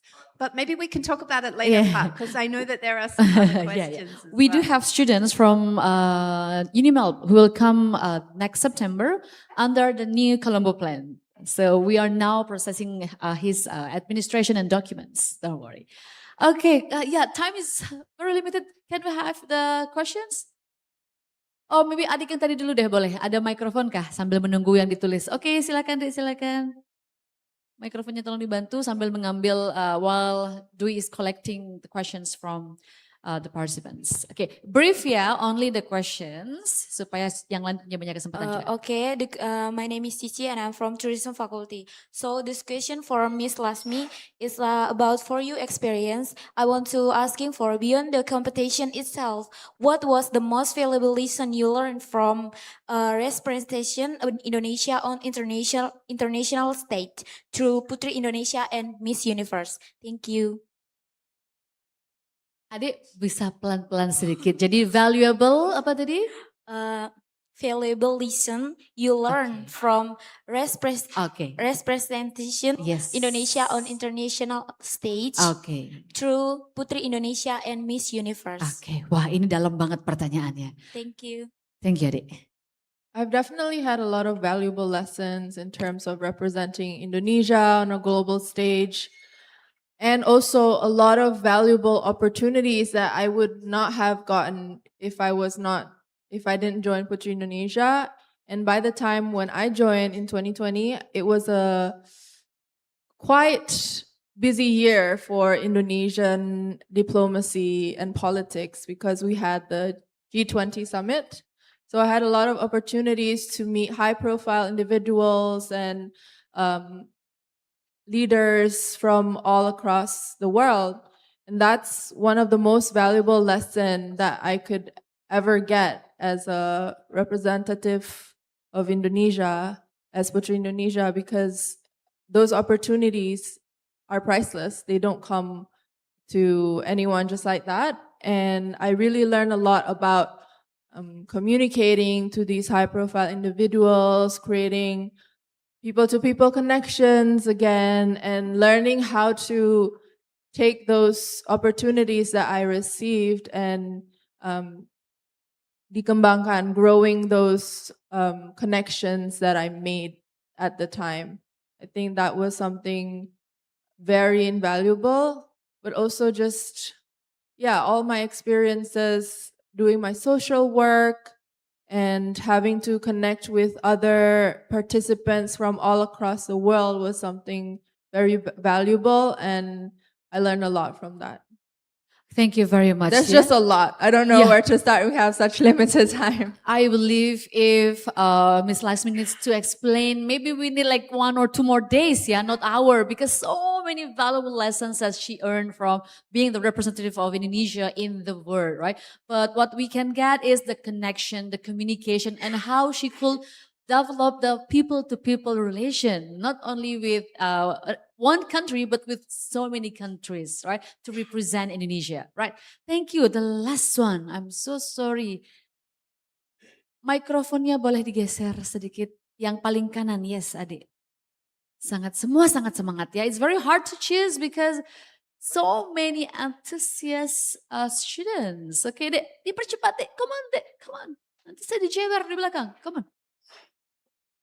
Yes. Nama dan dari mana?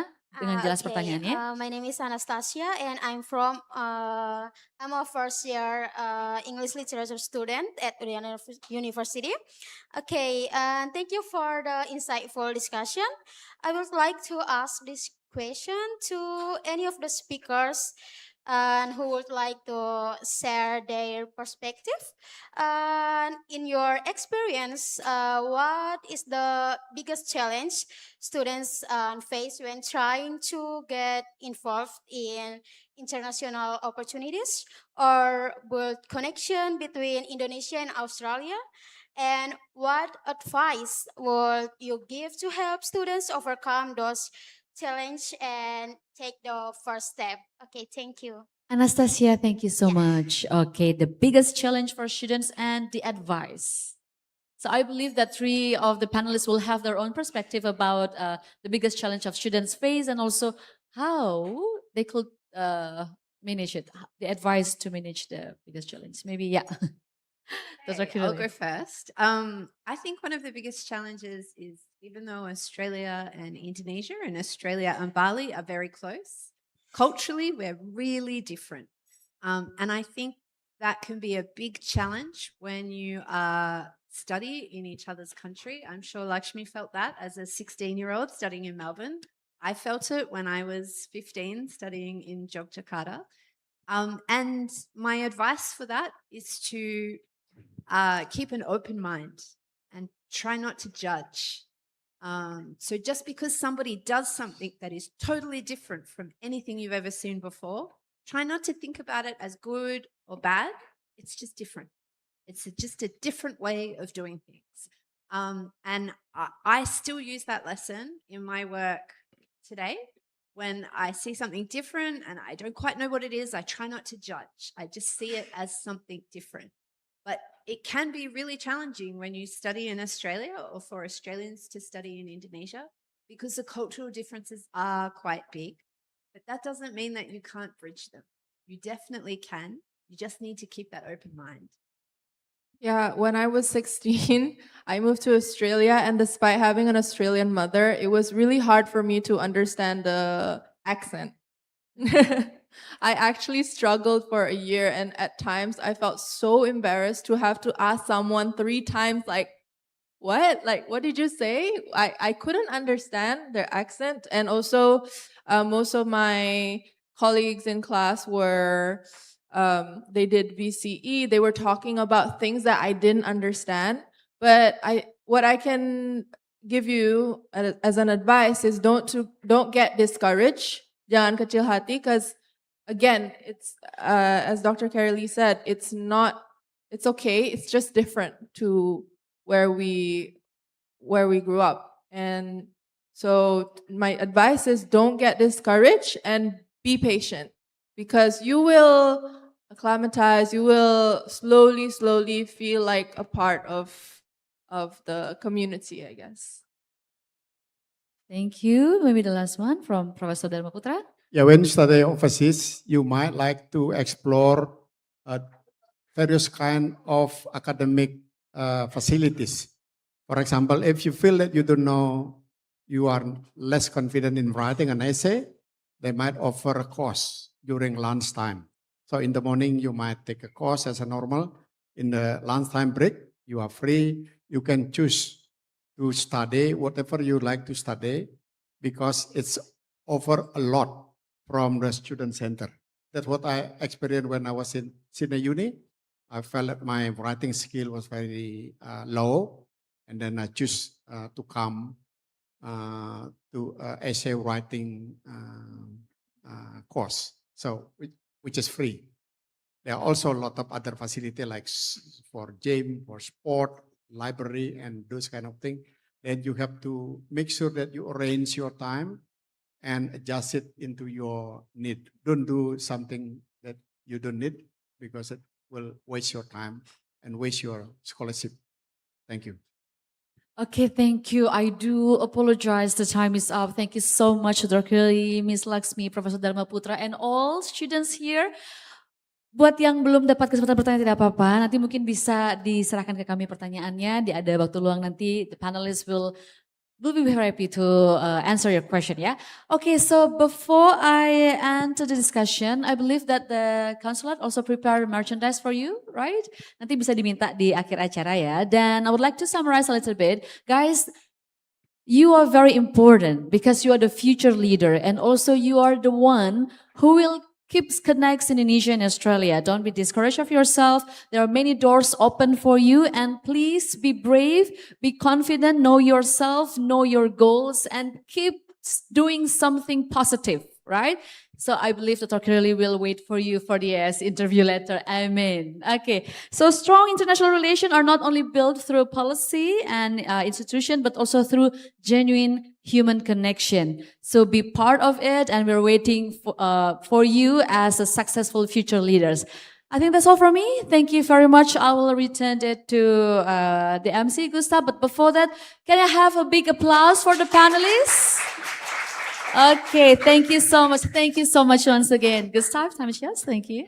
Thank you so much for your insightful summary, moderator. And ladies and gentlemen, before we conclude these panel discussions, we'd like to present the tokens of appreciation to our distinguished panelists for their time, expertise, and valuable contributions to today's dialogue. May I invite our panelists and moderator to kindly stand up and remain on the stage. We also invite the representative from the Australian Consulate Jenderal in Bali, Ibu Konjen, to join us in presenting the tokens.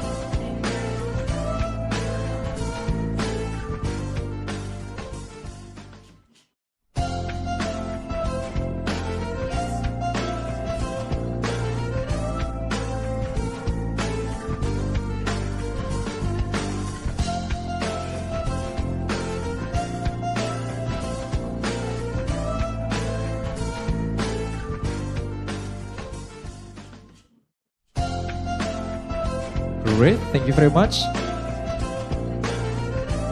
We would like to do the photo session together.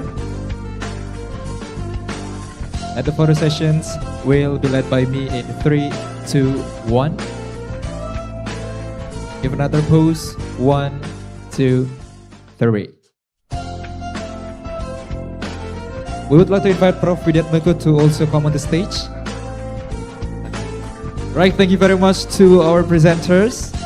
And once again, our sincere appreciation to all the panelists and also the moderator. You may return to your seats.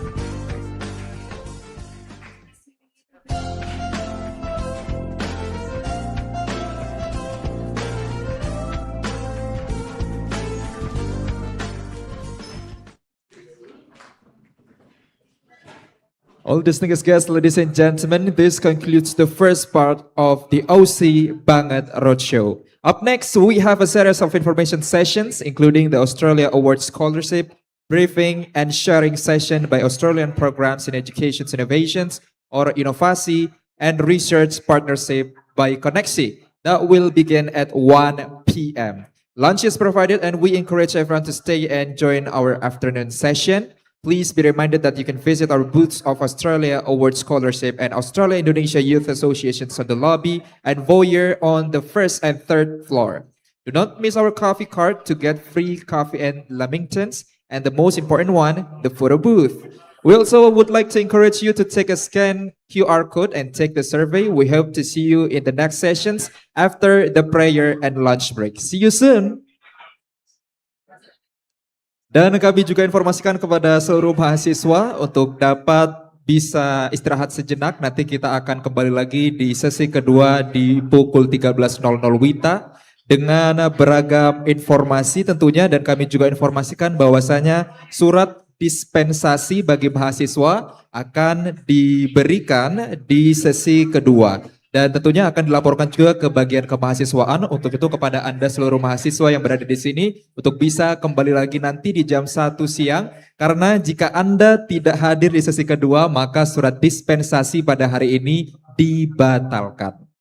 Jadi bagi Anda kami informasikan sekali lagi kepada seluruh mahasiswa untuk dapat hadir nanti di sesi kedua setelah sesi istirahat pukul 13.00 waktu Indonesia bagian tengah. Karena pengurusan dispensasi akan diurus oleh bagian kemahasiswaan di sesi kedua, dan bagi Anda yang tidak hadir di sesi kedua nanti maka surat dispensasi akan dibatalkan. Terima kasih.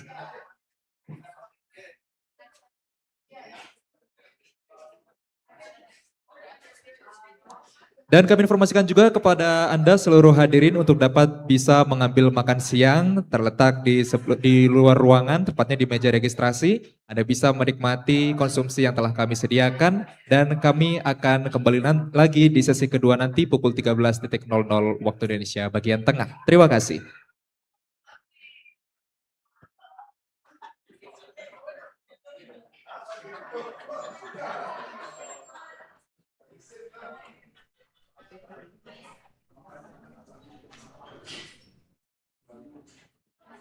Australia is a unique country, celebrated for its world-class universities, vibrant creative industries, and yes, with some of the best coffee you'll find anywhere. Indonesia is one of Australia's closest neighbours and partners. Our friendship is deep and enduring. Our connections date back centuries through trade between people from Makassar and First Nation communities from Northern Australia. Australia was one of the first nations to support Indonesia's independence. Former President Sukarno chose Australia to represent Indonesia in key UN discussions as it sought recognition as a sovereign state. Over the years, our countries have enjoyed extensive cooperation spanning political, economic, security, development, education, and people-to-people ties. In 2006, we signed the Lombok Treaty. Treaty guarantees support for each other's territorial integrity while enhancing security cooperation. In 2024, we signed the Defence Cooperation Agreement, the most significant defence agreement in the history of our two countries. On the global stage, Australia and Indonesia tackle pressing challenges together through forums like ASEAN, the G20, and MICTA. Together, we're strengthening our strategic economic engagement. We are growing trade and investment and unlocking opportunities for shared economic prosperity and resilience. We are partnering across a range of human development, research, climate change, and governance initiatives. We are creating a brighter future by bringing world-class university campuses to Indonesia. We're also offering scholarships and exchange programs for Indonesians to live and study in Australia. Australia is the most popular destination for Indonesian students studying abroad. More than 200,000 Indonesians have studied in Australia, enjoying a welcoming, diverse society. And with more and more Australians and Indonesians visiting each other to work, study, and explore, the possibilities are endless. Australia is a unique country, celebrated for its world-class universities, vibrant creative industries, and yes, with some of the best coffee you'll find anywhere. Indonesia is one of Australia's closest neighbours and partners. Our friendship is deep and enduring. Our connections date back centuries through trade between people from Makassar and First Nation communities from Northern Australia. Australia was one of the first nations to support Indonesia's independence. Former President Sukarno chose Australia to represent Indonesia in key UN discussions as it sought recognition as a sovereign state. Over the years, our countries have enjoyed extensive cooperation spanning political, economic, security, development, education, and people-to-people ties. In 2006, we signed the Lombok Treaty. Treaty guarantees support for each other's territorial integrity, while enhancing security cooperation. In 2024, we signed the Defence Cooperation Agreement, the most significant defence agreement in the history of our two countries. On the global stage, Australia and Indonesia tackle pressing challenges together through forums like ASEAN, the G20, and MICTA. Together, we're strengthening our strategic economic engagement. We are growing trade and investment and unlocking opportunities for shared economic prosperity and resilience. We are partnering across a range of human development, research, climate change, and governance initiatives. We are creating a brighter future by bringing world-class university campuses to Indonesia. We're also offering scholarships and exchange programs for Indonesians to live and study in Australia. Australia is the most popular destination for Indonesian students studying abroad. More than 200,000 Indonesians have studied in Australia, enjoying a welcoming, diverse society. And with more and more Australians and Indonesians visiting each other to work, study, and explore, the possibilities are endless. Australia is a unique country, celebrated for its world-class universities, vibrant creative industries, and yes, with some of the best coffee you'll find anywhere. Indonesia is one of Australia's closest neighbours and partners. Our friendship is deep and enduring.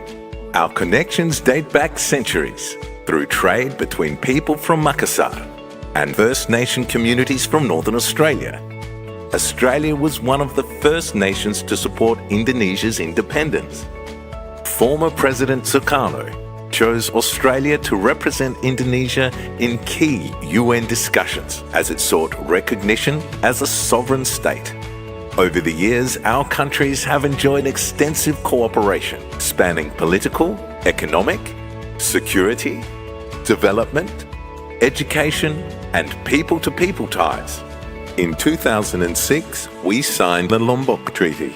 Treaty guarantees support for each other's territorial integrity, while enhancing security cooperation. In 2024, we signed the Defence Cooperation Agreement, the most significant defence agreement in the history of our two countries.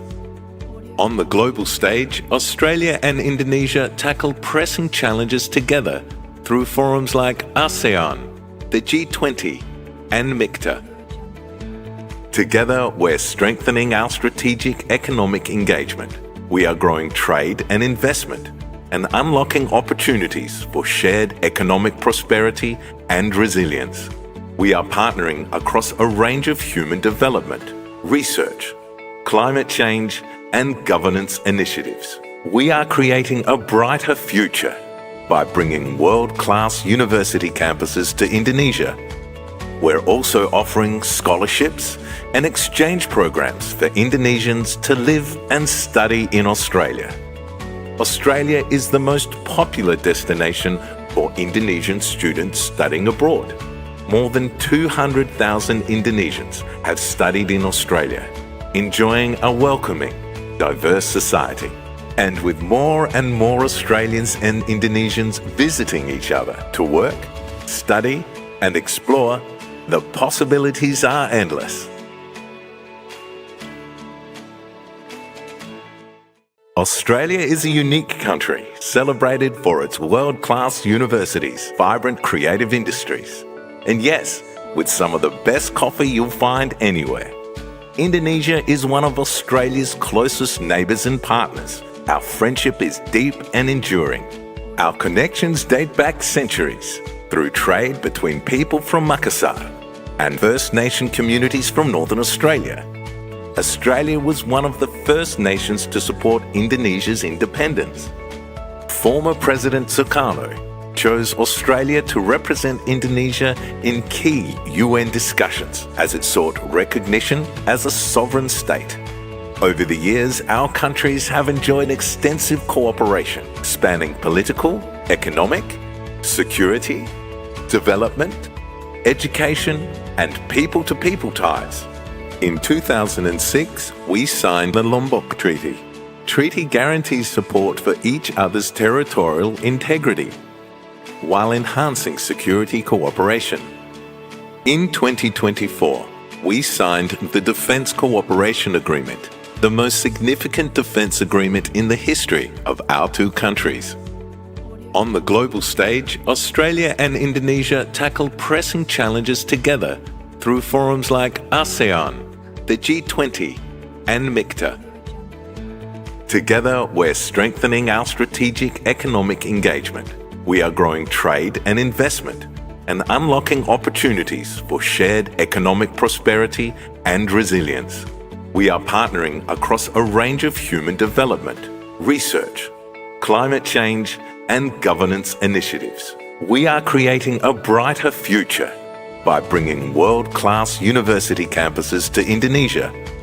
We're also offering scholarships and exchange programs for Indonesians to live and study in Australia. Australia is the most popular destination for Indonesian students studying abroad. More than 200,000 Indonesians have studied in Australia, enjoying a welcoming, diverse society. And with more and more Australians and Indonesians visiting each other to work, study, and explore, the possibilities are endless. Australia is a unique country celebrated for its world-class universities, vibrant creative industries, and yes, with some of the best coffee you'll find anywhere. Indonesia is one of Australia's closest neighbours and partners. Our friendship is deep and enduring. Our connections date back centuries through trade between people from Makassar and First Nation communities from Northern Australia. Australia was one of the first nations to support Indonesia's independence. Former President Sukarno chose Australia to represent Indonesia in key UN discussions as it sought recognition as a sovereign state. Over the years, our countries have enjoyed extensive cooperation spanning political, economic, security, development, education, and people-to-people ties. In 2006, we signed the Lombok Treaty. Treaty guarantees support for each other's territorial integrity, while enhancing security cooperation. In 2024, we signed the Defence Cooperation Agreement, the most significant defence agreement in the history of our two countries. On the global stage, Australia and Indonesia tackle pressing challenges together through forums like ASEAN, the G20, and MICTA. Together, we're strengthening our strategic economic engagement. We are growing trade and investment and unlocking opportunities for shared economic prosperity and resilience. We are partnering across a range of human development, research, climate change, and governance initiatives. We are creating a brighter future by bringing world-class university campuses to Indonesia. We're also offering scholarships and exchange programs for Indonesians to live and study in Australia. Australia is the most popular destination for Indonesian students studying abroad. More than 200,000 Indonesians have studied in Australia, enjoying a welcoming, diverse society. And with more and more Australians and Indonesians visiting each other to work, study, and explore, the possibilities are endless. Australia is a unique country celebrated for its world-class universities, vibrant creative industries, and yes, with some of the best coffee you'll find anywhere.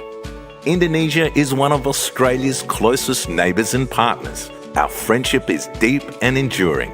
Our connections date back centuries through trade between people from Makassar and First Nation communities from Northern Australia. Australia was one of the first nations to support Indonesia's independence. Former President Sukarno chose Australia to represent Indonesia in key UN discussions as it sought recognition as a sovereign state. Over the years, our countries have enjoyed extensive cooperation spanning political, economic, security, development, education, and people-to-people ties. In 2006, we signed the Lombok Treaty. Treaty guarantees support for each other's territorial integrity, while enhancing security cooperation.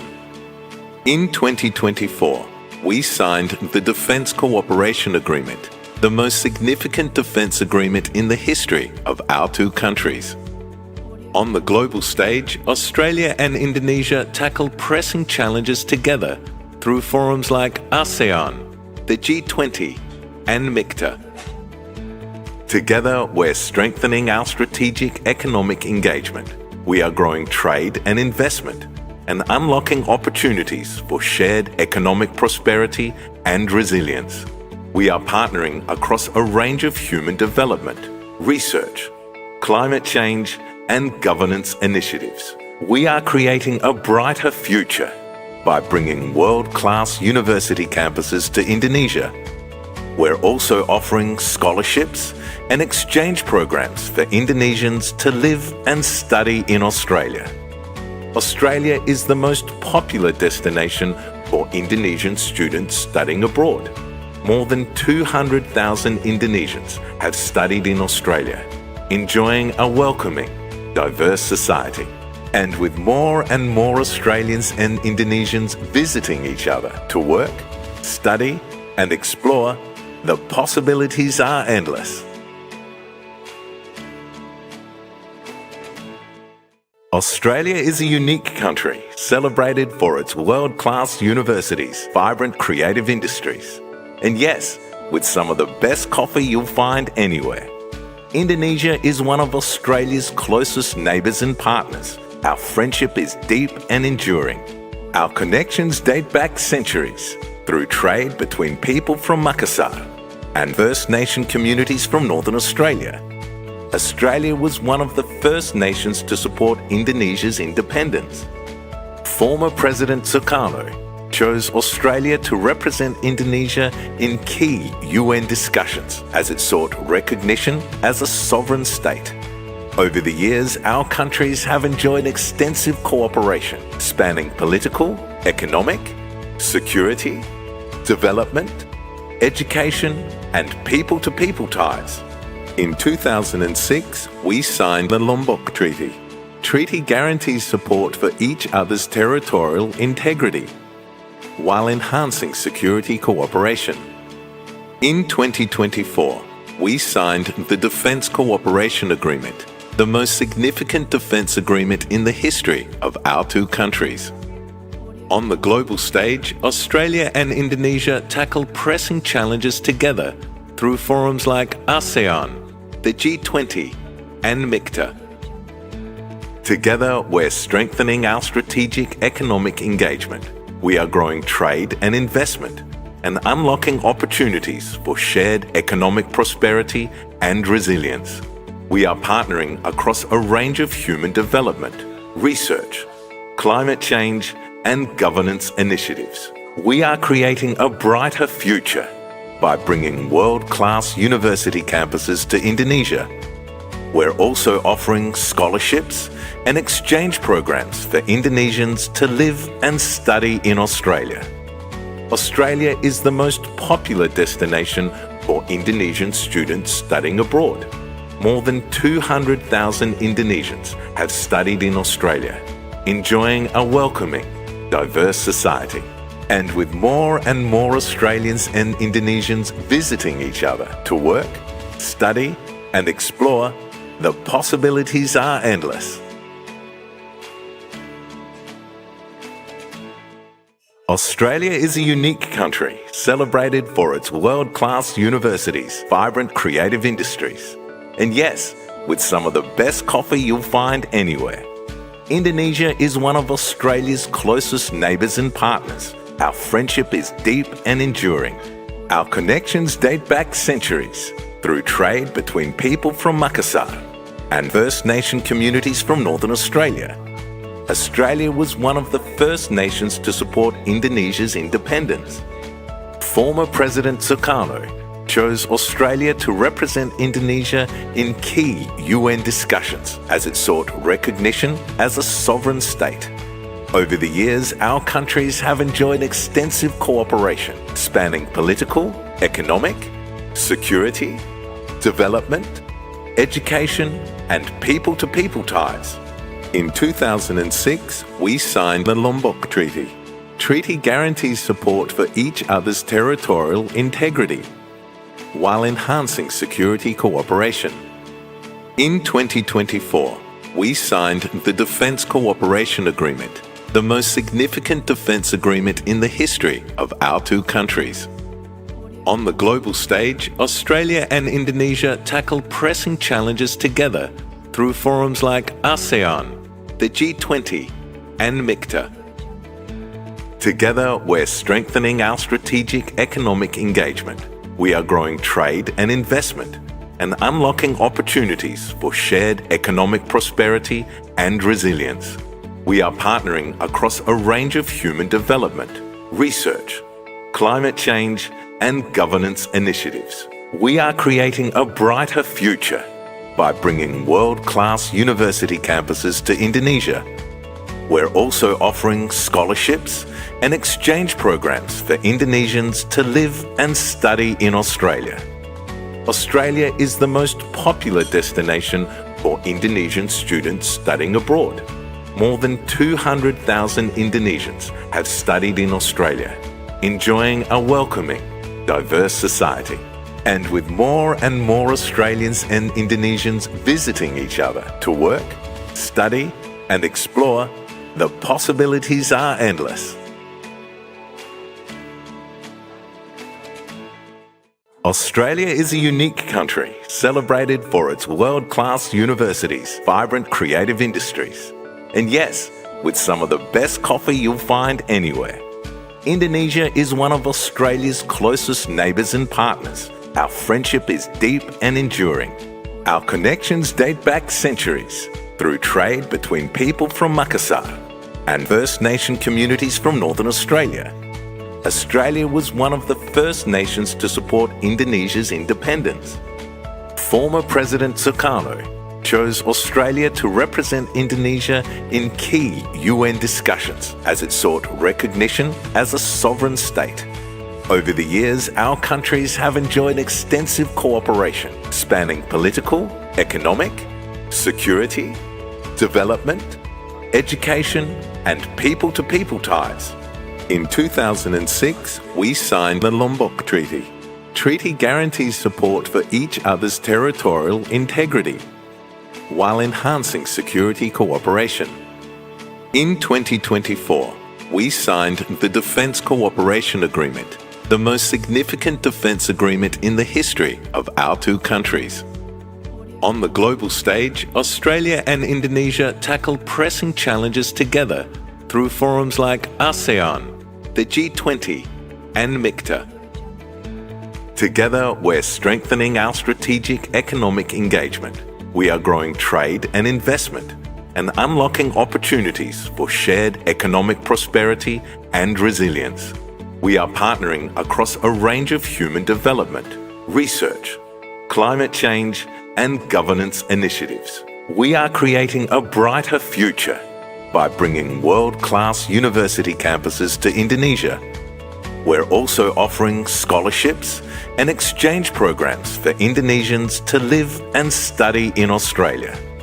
Australia is the most popular destination for Indonesian students studying abroad. More than 200,000 Indonesians have studied in Australia, enjoying a welcoming, diverse society. And with more and more Australians and Indonesians visiting each other to work, study, and explore. The possibilities are endless. Australia is a unique country, celebrated for its world-class universities, vibrant creative industries, and yes, with some of the best coffee you'll find anywhere. Indonesia is one of Australia's closest neighbours and partners. Our friendship is deep and enduring.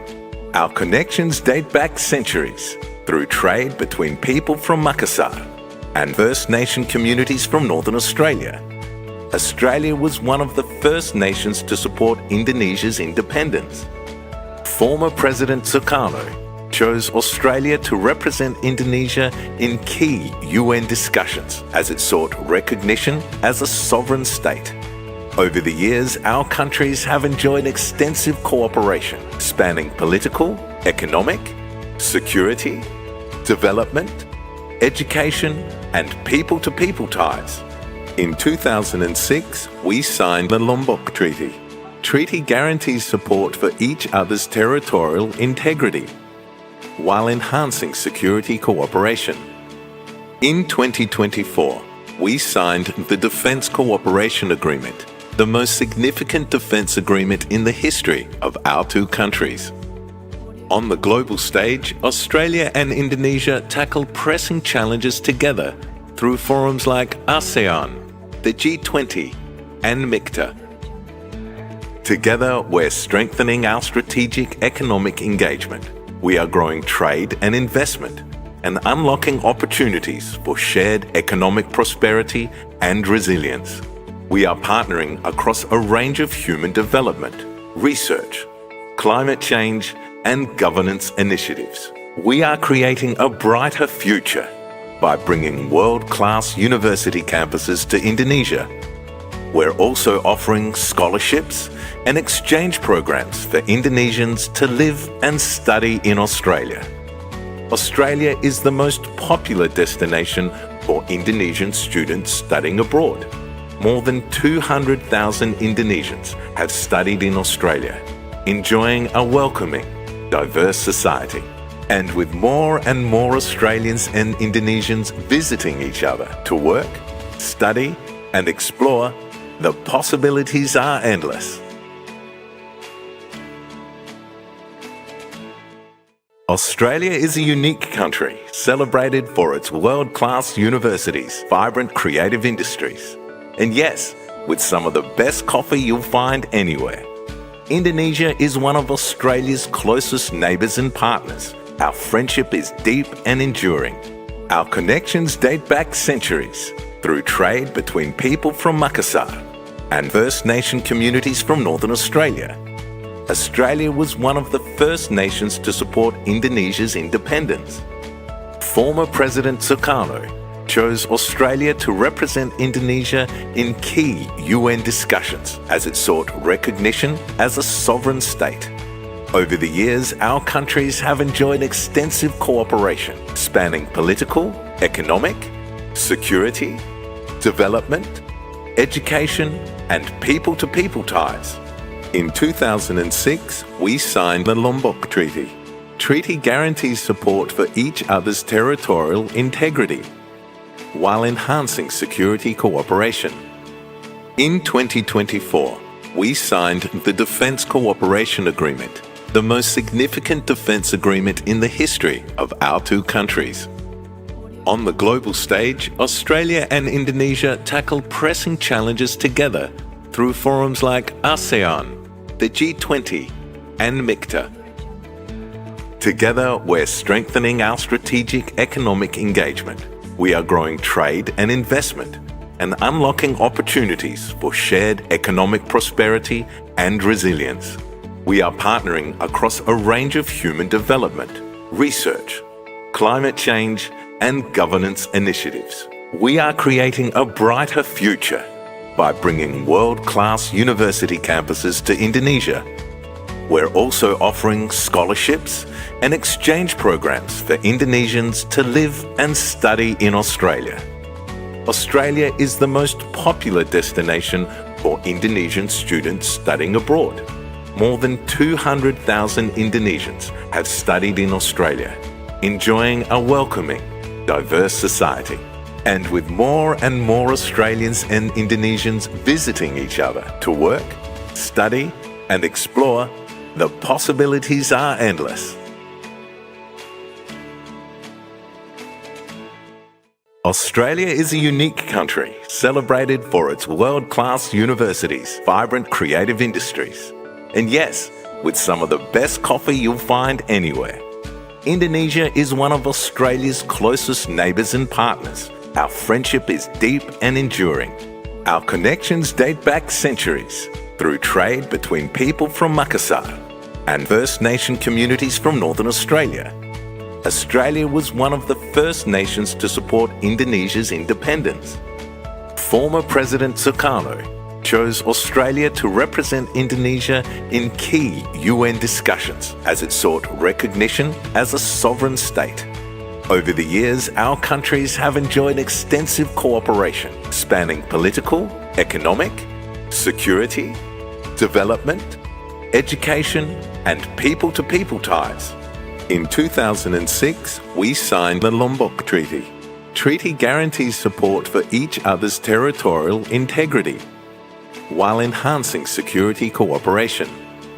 In 2024, we signed the Defence Cooperation Agreement, the most significant defence agreement in the history of our two countries. On the global stage, Australia and Indonesia tackle pressing challenges together through forums like ASEAN, the G20, and MICTA.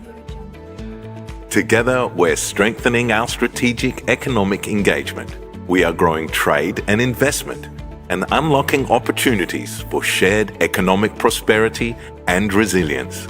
We are partnering across a range of human development, research, climate change, and governance initiatives. We are creating a brighter future by bringing world-class university campuses to Indonesia. We're also offering scholarships and exchange programs for Indonesians to live and study in Australia. Australia is the most popular destination for Indonesian students studying abroad. More than 200,000 Indonesians have studied in Australia, enjoying a welcoming, diverse society. And with more and more Australians and Indonesians visiting each other to work, study, and explore, the possibilities are endless. Australia is a unique country, celebrated for its world-class universities, vibrant creative industries, and yes, with some of the best coffee you'll find anywhere. Indonesia is one of Australia's closest neighbours and partners. Our friendship is deep and enduring. Our connections date back centuries through trade between people from Makassar and First Nation communities from Northern Australia. Australia was one of the first nations to support Indonesia's independence. Former President Sukarno chose Australia to represent Indonesia in key UN discussions as it sought recognition as a sovereign state. Over the years, our countries have enjoyed extensive cooperation spanning political, economic, security, development, education, and people-to-people ties. In 2006, we signed the Lombok Treaty. Treaty guarantees support for each other's territorial integrity while enhancing security cooperation. In 2024, we signed the Defence Cooperation Agreement, the most significant defence agreement in the history of our two countries. On the global stage, Australia and Indonesia tackle pressing challenges together through forums like ASEAN, the G20, and MICTA. Together, we're strengthening our strategic economic engagement. We are growing trade and investment and unlocking opportunities for shared economic prosperity and resilience. We are partnering across a range of human development, research, climate change, and governance initiatives. We are creating a brighter future by bringing world-class university campuses to Indonesia. We're also offering scholarships and exchange programs for Indonesians to live and study in Australia. Australia is the most popular destination for Indonesian students studying abroad. More than 200,000 Indonesians have studied in Australia, enjoying a welcoming, diverse society. And with more and more Australians and Indonesians visiting each other to work, study, and explore, the possibilities are endless. Australia is a unique country, celebrated for its world-class universities, vibrant creative industries, and yes, with some of the best coffee you'll find anywhere. Indonesia is one of Australia's closest neighbours and partners. Our friendship is deep and enduring. Our connections date back centuries through trade between people from Makassar and First Nation communities from Northern Australia. Australia was one of the first nations to support Indonesia's independence. Former President Sukarno chose Australia to represent Indonesia in key UN discussions as it sought recognition as a sovereign state. Over the years, our countries have enjoyed extensive cooperation spanning political, economic, security, development, education, and people-to-people ties. In 2006, we signed the Lombok Treaty. Treaty guarantees support for each other's territorial integrity, while enhancing security cooperation. In 2024, we signed the Defence Cooperation Agreement, the most significant defence agreement in the history of our two countries. On the global stage, Australia and Indonesia tackle pressing challenges together through forums like ASEAN, the G20, and MICTA. Together, we're strengthening our strategic economic engagement. We are growing trade and investment and unlocking opportunities for shared economic prosperity and resilience. We are partnering across a range of human development, research, climate change, and governance initiatives. We are creating a brighter future by bringing world-class university campuses to Indonesia. We're also offering scholarships and exchange programs for Indonesians to live and study in Australia. Australia is the most popular destination for Indonesian students studying abroad. More than 200,000 Indonesians have studied in Australia, enjoying a welcoming, diverse society. And with more and more Australians and Indonesians visiting each other to work, study, and explore, the possibilities are endless. Australia is a unique country, celebrated for its world-class universities, vibrant creative industries, and yes, with some of the best coffee you'll find anywhere. Indonesia is one of Australia's closest neighbours and partners. Our friendship is deep and enduring. Our connections date back centuries through trade between people from Makassar and First Nation communities from Northern Australia. Australia was one of the first nations to support Indonesia's independence. Former President Sukarno chose Australia to represent Indonesia in key UN discussions as it sought recognition as a sovereign state. Over the years, our countries have enjoyed extensive cooperation spanning political, economic, security, development, education, and people-to-people ties. In 2006, we signed the Lombok Treaty. Treaty guarantees support for each other's territorial integrity, while enhancing security cooperation. In 2024, we signed the Defence Cooperation Agreement, the most significant defence agreement in the history of our two countries. On the global stage, Australia and Indonesia tackle pressing challenges together through forums like ASEAN, the G20, and MICTA. Together, we're strengthening our strategic economic engagement.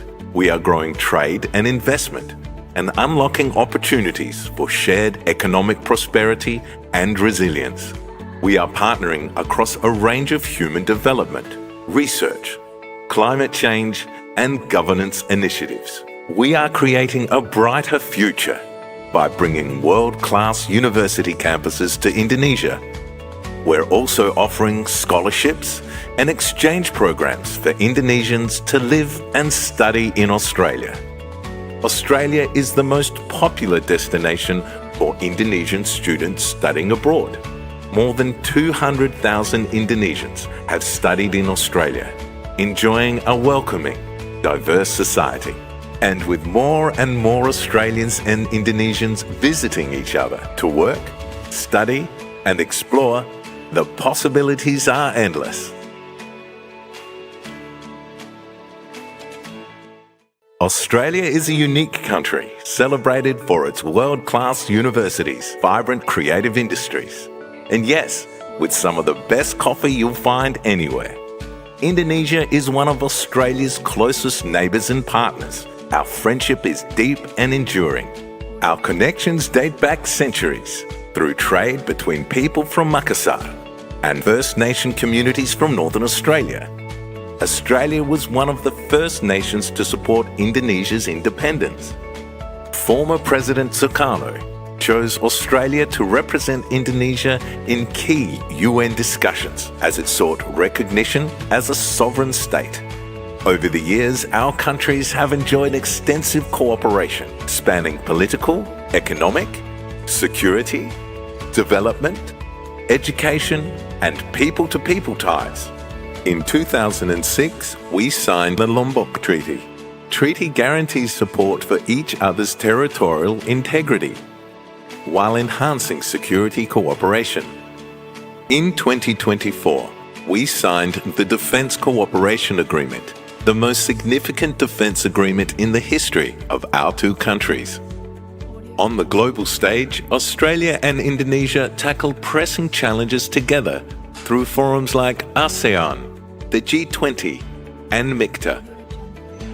Together, we're strengthening our strategic economic engagement.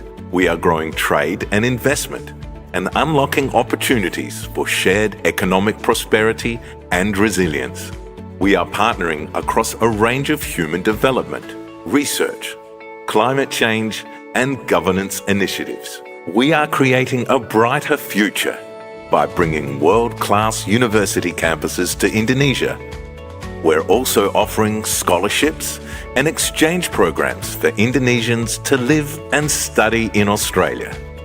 Australia is the most popular destination for Indonesian students studying abroad.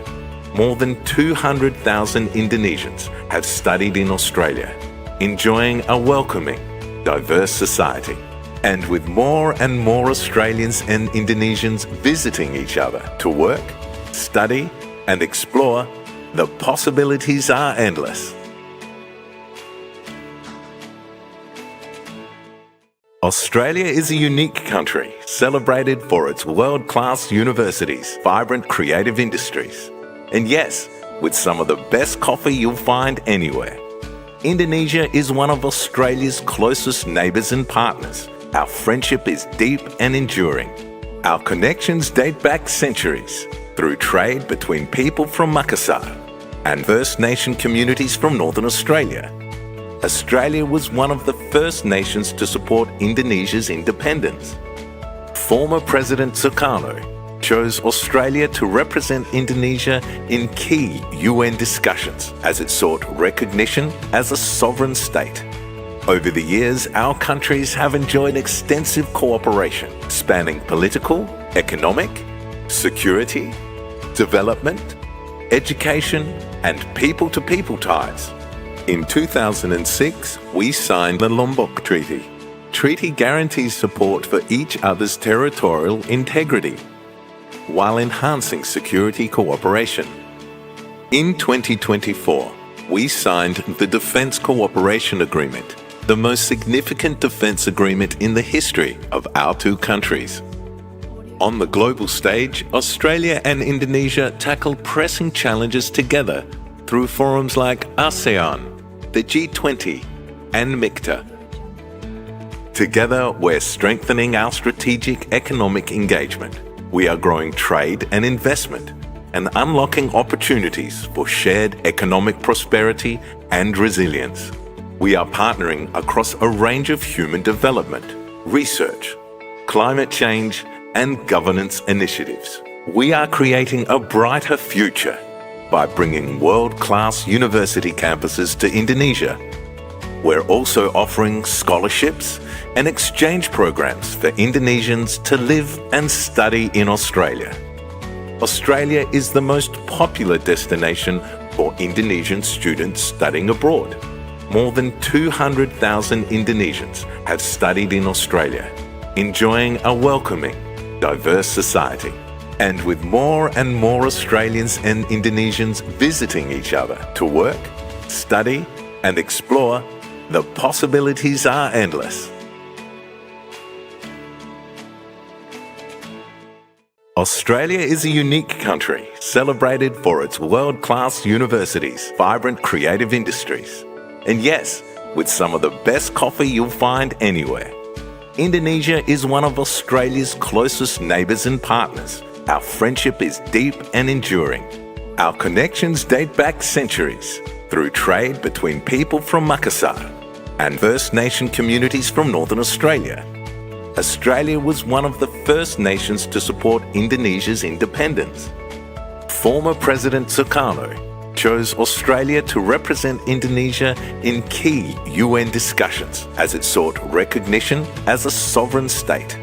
Over the years, our countries have enjoyed extensive cooperation spanning political, economic, security, development, education, and people-to-people ties. In 2006, we signed the Lombok Treaty. Treaty guarantees support for each other's territorial integrity while enhancing security cooperation. In 2024, we signed the Defence Cooperation Agreement, the most significant defence agreement in the history of our two countries. On the global stage, Australia and Indonesia tackled pressing challenges together through forums like ASEAN, the G20, and MICTA. Together, we're strengthening our strategic economic engagement. We are growing trade and investment and unlocking opportunities for shared economic prosperity and resilience. We are partnering across a range of human development, research, climate change, and governance initiatives. We are creating a brighter future by bringing world-class university campuses to Indonesia. We're also offering scholarships and exchange programs for Indonesians to live and study in Australia. Australia is the most popular destination for Indonesian students studying abroad. More than 200,000 Indonesians have studied in Australia, enjoying a welcoming, diverse society. And with more and more Australians and Indonesians visiting each other to work, study, and explore, the possibilities are endless. Australia is a unique country, celebrated for its world-class universities, vibrant creative industries, and yes, with some of the best coffee you'll find anywhere. Indonesia is one of Australia's closest neighbours and partners. Our friendship is deep and enduring. Our connections date back centuries through trade between people from Makassar and First Nation communities from Northern Australia. Australia was one of the first nations to support Indonesia's independence. Former President Sukarno chose Australia to represent Indonesia in key UN discussions as it sought recognition as a sovereign state. Over the years, our countries have enjoyed extensive cooperation spanning political, economic, security, development, education, and people-to-people ties. In 2006, we signed the Lombok Treaty. Treaty guarantees support for each other's territorial integrity while enhancing security cooperation. In 2024, we signed the Defence Cooperation Agreement, the most significant defence agreement in the history of our two countries. On the global stage, Australia and Indonesia tackled pressing challenges together through forums like ASEAN, the G20, and MICTA. Together, we're strengthening our strategic economic engagement. We are growing trade and investment and unlocking opportunities for shared economic prosperity and resilience. We are partnering across a range of human development, research, climate change, and governance initiatives. We are creating a brighter future by bringing world-class university campuses to Indonesia. We're also offering scholarships and exchange programs for Indonesians to live and study in Australia. Australia is the most popular destination for Indonesian students studying abroad. More than 200,000 Indonesians have studied in Australia, enjoying a welcoming, diverse society. And with more and more Australians and Indonesians visiting each other to work, study, and explore, the possibilities are endless. Australia is a unique country, celebrated for its world-class universities, vibrant creative industries, and yes, with some of the best coffee you'll find anywhere. Indonesia is one of Australia's closest neighbours and partners. Our friendship is deep and enduring. Our connections date back centuries through trade between people from Makassar and First Nation communities from Northern Australia. Australia was one of the first nations to support Indonesia's independence. Former President Sukarno chose Australia to represent Indonesia in key UN discussions as it sought recognition as a sovereign state. Over the years, our countries have enjoyed extensive cooperation spanning political, economic, security, development, education, and people-to-people ties. In 2006, we signed the Lombok Treaty.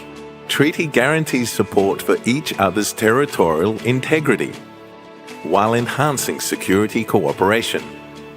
In 2024, we signed the Defence Cooperation Agreement, the most significant defence agreement in the history of our two countries. On the global stage, Australia and Indonesia tackle pressing challenges together through forums like ASEAN, the G20, and MICTA. Together, we're strengthening our strategic economic engagement. We are growing trade and investment and unlocking opportunities for shared economic prosperity and resilience. We are partnering across a range of human development, research, climate change, and governance initiatives. We are creating a brighter future by bringing world-class university campuses to Indonesia. We're also offering scholarships and exchange programs for Indonesians to live and study in Australia. Australia is the most popular destination for Indonesian students studying abroad. More than 200,000 Indonesians have studied in Australia, enjoying a welcoming, diverse society. And with more and more Australians and Indonesians visiting each other to work, study, and explore, the possibilities are endless. Australia is a unique country.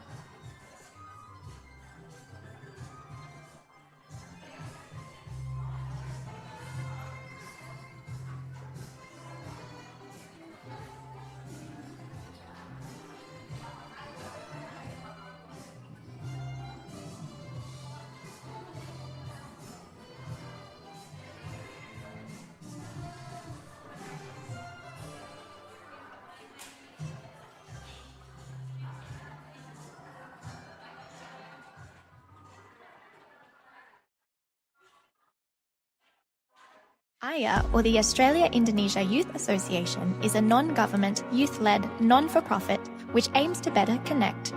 Is a non-government, youth-led, non-for-profit which aims to better connect young Australians and Indonesians to each other and to Australia-Indonesia related opportunities. Historically, we have been funded by the Department of Foreign Affairs and Trade Australia and uptake in Australia.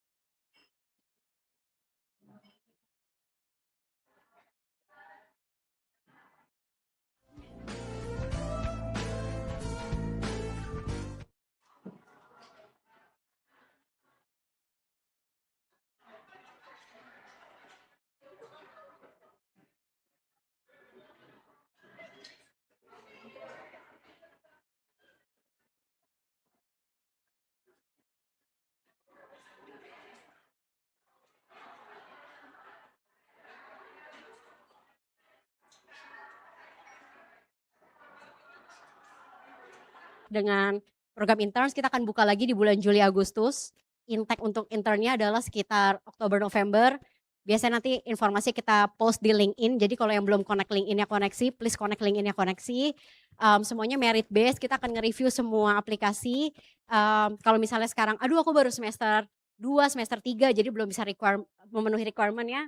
Mungkin bisa diinfokan ke rekan-rekannya yang mungkin bisa memenuhi kriteria minimal ada di semester 7 atau 8 kalau S1. Atau kalau master degree di 2 semester terakhirnya juga. Mungkin sekian dari koneksi. Terima kasih banyak. Sebelum ke sini ada satu video singkat saja sekitar 2 menit yang mau saya perlihatkan untuk mendapat gambaran lebih lanjut sebenarnya koneksi itu apa sih. Terima kasih.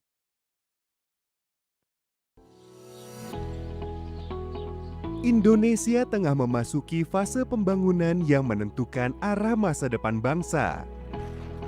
Masa depan itu dibangun melalui pengetahuan. Di era kolaborasi, kemitraan dan inklusivitas akan memperkuat riset dan memperluas dampaknya, sehingga manfaatnya dirasakan oleh semua kelompok masyarakat. Inilah yang didorong Koneksi, kolaborasi pengetahuan dan inovasi yang didukung Australia-Indonesia. Dengan 100 kemitraan pengetahuan yang tersebar di kedua negara, penelitian yang didukung Koneksi menyatukan ilmuwan Indonesia dan Australia, mewakili kampus, lembaga penelitian, pengambil kebijakan, industri, hingga komunitas dan masyarakat sipil. The intercountry partnership involved insightful and multidisciplinary collaborations among diverse experts. The collaborations span the entire research process, from design to data analysis and dissemination, and it fostered creative outputs. Kemitraan ini tidak hanya menghasilkan inovasi, tetapi juga memperkuat keterhubungan antara riset dan kebijakan. Oleh sebab itu, penelitian koneksi sejalan dengan prioritas pemerintah. Di sektor lingkungan dan perubahan iklim, sejumlah riset bertujuan mencari solusi untuk mendukung ketahanan pangan, energi, air, kesehatan, pendidikan, dan teknologi inovatif. Kami bisa berkontribusi terkait dengan penyediaan air yang aman dan sehat untuk masyarakat yang memang secara kemampuan ekonominya kurang. Kemudian manfaat secara lingkungan ya tentu kami sudah bisa menunjukkan bahwa solar panel ini bisa menjadi salah satu sumber energi di dalam mengembangkan sistem desalinasi. Melalui Knowledge and Innovation Exchange, para pemimpin, peneliti, pelaku usaha, dan mitra pembangunan berkumpul untuk memperkuat kolaborasi dan mempercepat pemanfaatan riset bagi pembangunan nasional. Bersama koneksi, pengetahuan menjadi fondasi bagi Indonesia yang tangguh dan siap mendukung prioritas pembangunan.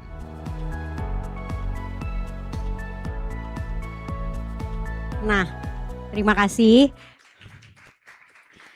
Terima kasih. Tadi kita bisa lihat ya di video apa aja yang Koneksi lakukan dan beberapa testimoni singkat ya dari 2, 3, 4 peneliti. Nah, kali ini saya juga mau 10-15 menit ke depan mengundang 2 peneliti yang merupakan mitra Koneksi dan kedua peneliti ini adalah dosen di Universitas Udayana. Jadi mungkin sekitar 10-15 menit ke depan kita diskusi singkat tentang sebenarnya apa sih yang membuat kedua peneliti ini akhirnya memilih karir menjadi peneliti dan sebenarnya riset mereka itu tentang apa sih dampak yang ingin diharapkan terjadi dari riset yang saat ini sedang dilakukan. Mungkin tanpa panjang lebar lagi saya ingin mengundang Ibu Sawitri dan juga Bapak Cokordarai ke depan. Kalau boleh tepuk tangan semuanya.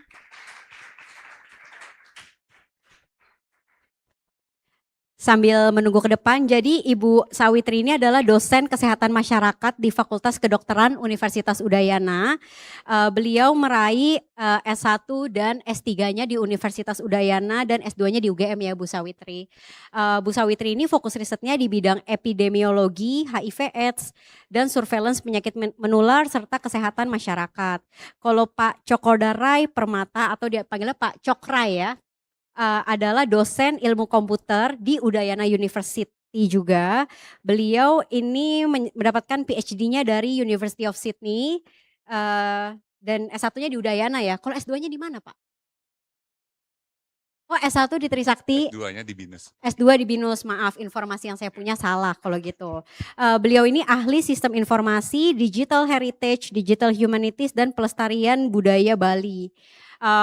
Tanpa panjang lebar mungkin Pak, saya mau lihat slide-nya, jadi kalau bisa ke PPT yang sebelumnya. Teman-teman sekalian kalau boleh yang ada kamera di handphonenya, coba tolong di scan. Ini ada sedikit saja sebelum kita mulai diskusi. Ada 1-2 pertanyaan singkat, kalau boleh teman-teman semua bergabung. Ada pertanyaan singkat untuk kita mau tahu apakah kalian pernah membayangkan diri kalian membawa perubahan melalui riset. Jadi kalau boleh mungkin masuk di scan barcode Slido-nya atau kalau nggak bisa scan barcode, masuk ke browser dari handphone seperti biasa, ketik aja Slido, nanti masukin kodenya 4113963. Ada yang udah berhasil masuk belum? Bisa ya? Jadi pertanyaan pertama dijawab, apakah kamu pernah membayangkan diri kamu membawa perubahan melalui riset? Kalau sudah, semuanya bisa klik menjawabnya nggak? Ada yang nggak bisa? Bisa di next ke pertanyaan selanjutnya di Slido-nya. Pertanyaan keduanya udah kebuka belum? Pertanyaan keduanya belum terbuka. Oke, kalau pertanyaan keduanya belum terbuka, saya sambil cek dari handphone saya. Sambil menunggu pertanyaan keduanya bisa terbuka, mungkin kita bisa kasih lihat hasil pertanyaan pertama ini. Oke, sambil diklik next, harusnya udah ada sekarang pertanyaan kedua, udah ada yang bisa buka belum? Pertanyaan kedua adalah, apa kata atau hal pertama yang muncul di pikiran kalian ketika mendengar karir di dunia riset? Sambil nunggu jawabannya, kita bisa lihat voting pertama, saya berdiri ya. Hilang. Di sini kalau gitu. Ada lagi. Ini baru 1 orang yang ngisi. Oh, di refresh. Oke, menarik nih Pak Cokrai dan Bu Sawitri. Pertanyaan pertama, apakah kamu membayangkan diri kamu membawa perubahan melalui riset? 32 bilang iya, 3 bilang tidak. Jadi di sini sebagian besar tertarik ya melakukan menjadi periset ya. Oke, menarik. Kalau kita lihat yang kedua, apa kata atau hal pertama yang muncul di pikiran kamu ketika mendengar karir di dunia riset? Bisa kita lihat juga nggak? Udah ada yang isi atau belum?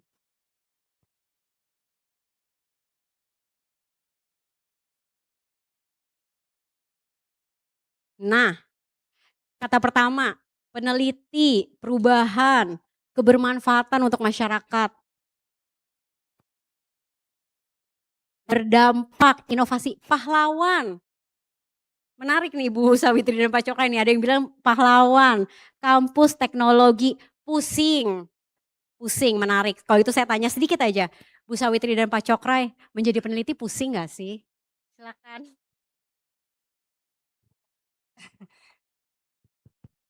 Ya, baik.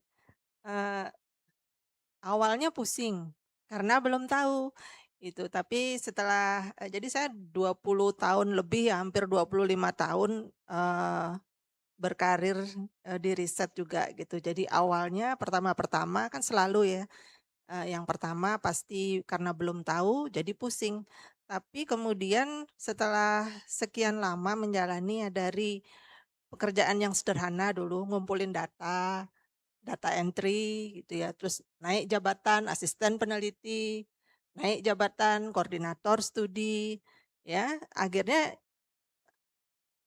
ya bisa juga gitu sampai ke penelitian-penelitian yang skalanya besar ya, sampai ke nasional dan juga kerjasama-kerjasama internasional gitu. Jadi selalu ada yang pertama gitu kan, tapi kemudian semuanya berjalan dengan baik ya. Terima kasih. Pak Cokrai, pusing Baik, gak sih Pak? pusing ya, itu kalau saya dapat melihat, kalau pusing artinya kalian berpikir, ya. Kalau nggak pusing artinya nggak ada interest ke sana, ya. Jadi itu yang sering saya sampaikan begitu ketemu mahasiswa, kalau melakukan penelitian, begitupun juga pengalaman saya, begitu ketemu supervisor saya bilang, aduh nggak ngerti, saya pusing. Artinya bagus, artinya kamu belajar, ya. Tetapi kalau tidak memikirkan apa-apa itu yang nggak baik. Nah, karir menjadi peneliti susah nggak? Saya pikir seperti yang disampaikan oleh Dr. Sawitri tadi, sesuatu yang baru pasti susah. Apalagi saya, kalau teman-teman nih nge-search nama saya di internet, bukan ketemunya sebagai seorang peneliti, tapi seorang mantan pemain basket. Itu nggak salah ya. Kalau ketemu di Instagram, ketemu di Facebook, ketemu di Google, nyari nama Cokorda Rai Adi Pramarta, ketemunya mantan pemain basket. Benar. Ya. Jadi saya malah berkarirnya lebih cemerlang di pemain basketnya daripada di penelitinya. Dan artinya shifting itu, seperti yang disampaikan tadi, apakah berat atau enggak, sebenarnya balik lagi ke diri sendiri. Ada niatan enggak? Ada hal yang ingin dicapai enggak di sana? Yang paling penting terakhir adalah khususnya penelitian adalah untuk kemanusiaan ya, untuk membantu masyarakat seperti yang tadi materi-materi yang sudah dijelaskan di awal. Terima kasih Bu Sawitri dan Pak Cokrai. Jadi sebenarnya pusing is a good starting point ya. Karena kalau nggak pusing berarti nggak mau mikir. Menarik sekali. Boleh nggak berbagi singkat saja? Mungkin kita mulai dari Bu Sawitri ya. Bagaimana sih awal mula Bu Sawitri memulai karir ini dan risetnya tentang apa sih saat ini yang didukung oleh Koneksi? Ya, jadi awalnya dulu saya mendaftar jadi dosen tahun 99, sudah lama sekali, mungkin kalian masih belum dibuat ya, belum dibuat sama bapak ibunya gitu ya. Jadi salah satu yang diminta jadi dosen itu kan tridharma perguruan tinggi gitu, salah satunya adalah melakukan penelitian. Gitu. Jadi di sana saya mulai yang paling sederhana aja seperti saya sampaikan tadi, mulai jadi pengumpul data gitu ya. Jadi pengumpul data. Lama-lama kok asik juga ya ketemu dengan banyak orang gitu ya. Nah, begitulah kemudian semuanya berjalan sampai kemudian sampai sekarang pun saya masih melakukan peneliti. Nah, ini salah satu yang paling berkesan tentunya adalah penelitian dengan koneksi. Gitu ya, penelitian di mana kita mencoba melihat bagaimana kesiapan dari puskesmas untuk mengatasi dampak dari perubahan iklim gitu ya. Karena perubahan iklim itu kan sudah kita rasakan ya dari saat ini sudah sangat kita rasakan sehingga puskesmas dalam hal ini sebagai garda terdepan pelayanan kesehatan itu memang harus disiapkan gitu. Nah, di sana kami kemudian melakukan studi dan ada kolaborasi juga dengan Australian National University. Gitu ya. Bahkan sampai sekarang pun ya penelitian itu di tahun 2023 sudah selesai, sampai sekarang pun kami masih ya dilibatkan untuk bisa menyebarkan hasil penelitian kami sehingga menjadi lebih berdampak. Itu yang salah satu yang membuat saya senang ya, senang termasuk kayak ini mudah-mudahan ada dampaknya untuk adik-adik bisa tertarik ya untuk melakukan penelitian dan membawa dampak yang lebih jauh. Terima kasih. Terima kasih Bu Sawitri. Pak Cokray, bisa nggak cerita singkat saja apa sih riset yang Bapak sedang jalankan dan kenapa isu ini penting untuk diketahui oleh teman-teman kita yang hadir di sini?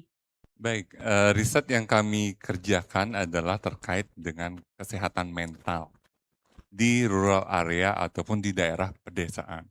Dan ternyata Bali ini salah satu wilayah yang bukan hanya surganya dunia, tetapi menyimpan banyak orang gangguan jiwa.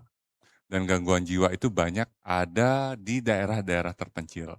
Nah, background saya sebagai seorang dari bidang ilmu komputer, jadi mencoba membawa teknologi sebagai solusi. Ya, kenapa teknologi sebagai solusi? Orang gangguan jiwa dikasih teknologi makin pusing lagi. Ya, namun di Bali ataupun Indonesia, ini yang membedakan kita di Indonesia dengan di luar negeri, kita punya yang namanya komunitas, kita punya yang namanya keluarga, dan mereka-mereka itulah yang turut serta membantu di dalam menangani gangguan mental ataupun gangguan jiwa. Sehingga teknologi yang kita berikan itu tidak langsung kepada mereka yang gangguan jiwa, tetapi kepada keluarganya.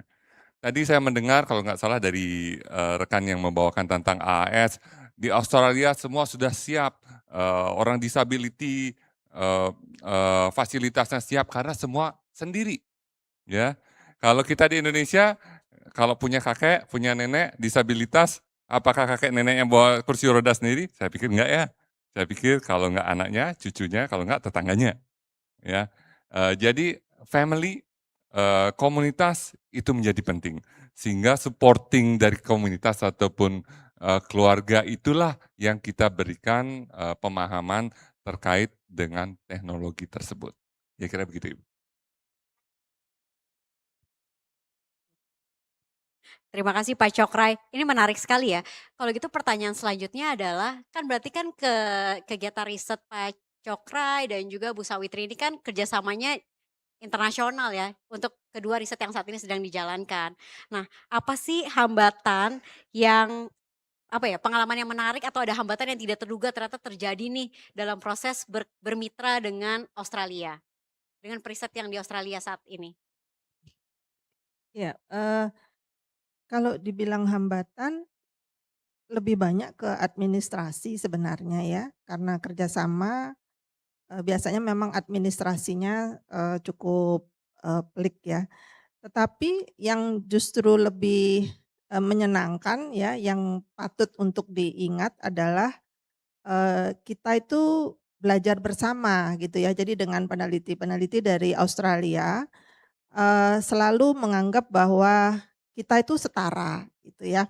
Jadi ini juga poin penting ya, adik-adik itu harus pede juga gitu ya. Mereka sangat menghargai pendapat kita, mendengarkan ya, kemudian bersama-sama mendiskusikan solusi dari permasalahan yang kita hadapi bersama gitu. Jadi itu yang saya rasa penting ya. Terima kasih.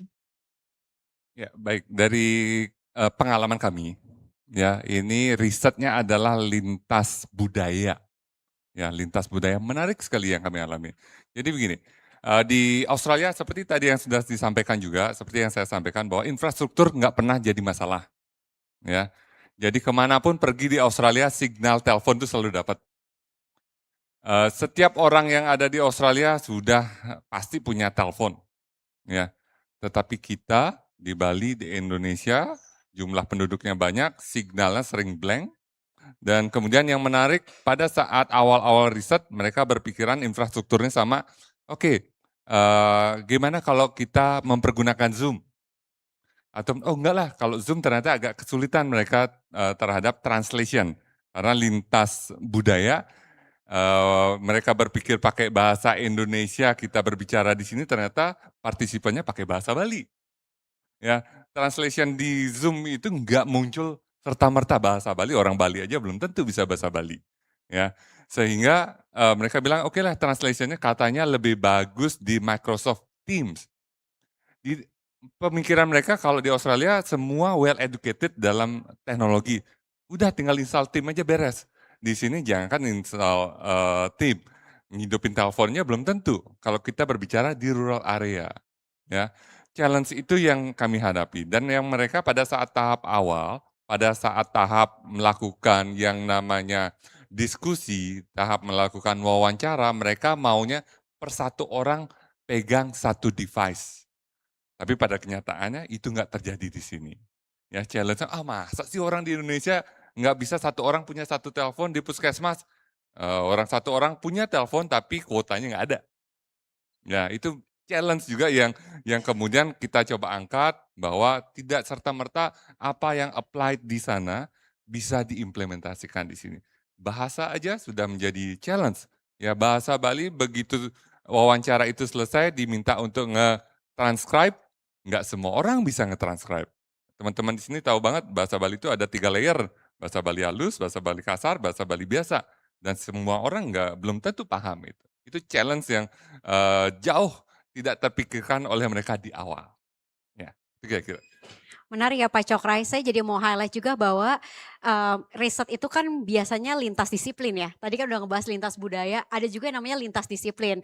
Mungkin secara singkat apa sih yang dimaksud dengan lintas disiplin? Mungkin buat nambah informasi buat teman-teman kita di sini dan juga apakah riset yang saat ini sedang dilakukan Pak Cokrai dan Bu Sawitri itu merupakan riset yang lintas disiplin? Iya, betul memang karena hampir semua masalah ya kalau masalah-masalah kesehatan itu tidak hanya terkait dengan sektor kesehatan saja gitu. Jadi ada lingkungan, ekonomi, ya termasuk teknologi juga ya. Jadi memang kita berusaha untuk mengadaptasi itu gitu ya. Jadi bagaimana memberikan solusi agar penyelesaiannya itu berasal dari perspektif yang berbeda dan saling melengkapi. Mungkin itu yang dari penelitian kami nih. Terima kasih. Ya, baik, menyambung dari apa yang disampaikan, berdasarkan pengalaman kami, setiap penelitian yang berhubungan dengan manusia itu pasti lintas disiplin. Ya, contoh penelitian yang kami lakukan 3 bidang ilmu yang ikut di sini. Yang pertama tentu karena gangguan jiwa itu erat kaitannya dengan kedokteran. Ya, salah satu tim dari Fakultas Kedokteran. Kemudian karena melibatkan IT solution, tentu orang dari IT-nya. Dan kemudian karena berbicara mengenai proses, itu orang dari business school. Karena mereka biasanya paham sekali bisnis proses sebelum aplikasi ataupun sebelum IT solution itu dibentuk. Dan multidisiplin inilah yang memang tidak hanya di koneksi saja. Saya pikir di setiap penelitian untuk menghasilkan hasil yang baik memang diharapkan multidisiplin. Apa sih pengalaman paling menarik yang bisa di-share terkait riset di multidisiplin? Maksudnya kayak tadi kan Pak Cokrai sempat mention ya, background-nya teknologi, tapi sekarang membahasnya mengenai kesehatan jiwa di pedesaan lagi. Apa sih yang bikin Pak Cokrai kayak, saya mau ikutan deh di sini, riset ini soalnya menarik sekali nih. Ada yang bisa di-share nggak?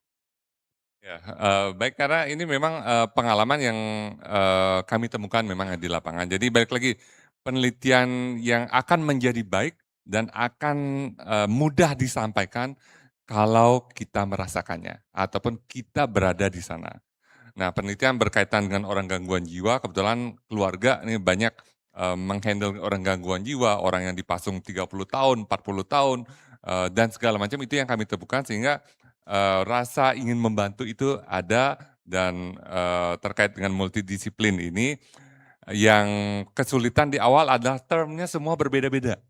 Ya, jadi menyamakan persepsi tujuannya sama tapi katanya berbeda, termnya berbeda. Itu yang sering sekali saya membilang katanya A, orang dari business school bilang B, orang dari kedokteran bilang C, padahal tujuannya sama.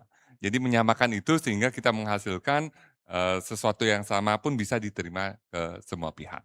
Ya, karena menarik ya Pak Cokra ya, kalau kita ngomongin penelitian, tadi udah dibahas ya, nggak mungkin kalau penelitian kesehatan orang-orang kesehatan aja. Karena pasti harus melibatkan disiplin lain, karena kan terkait manusia itu udah pasti semuanya harus dipikirkan ya.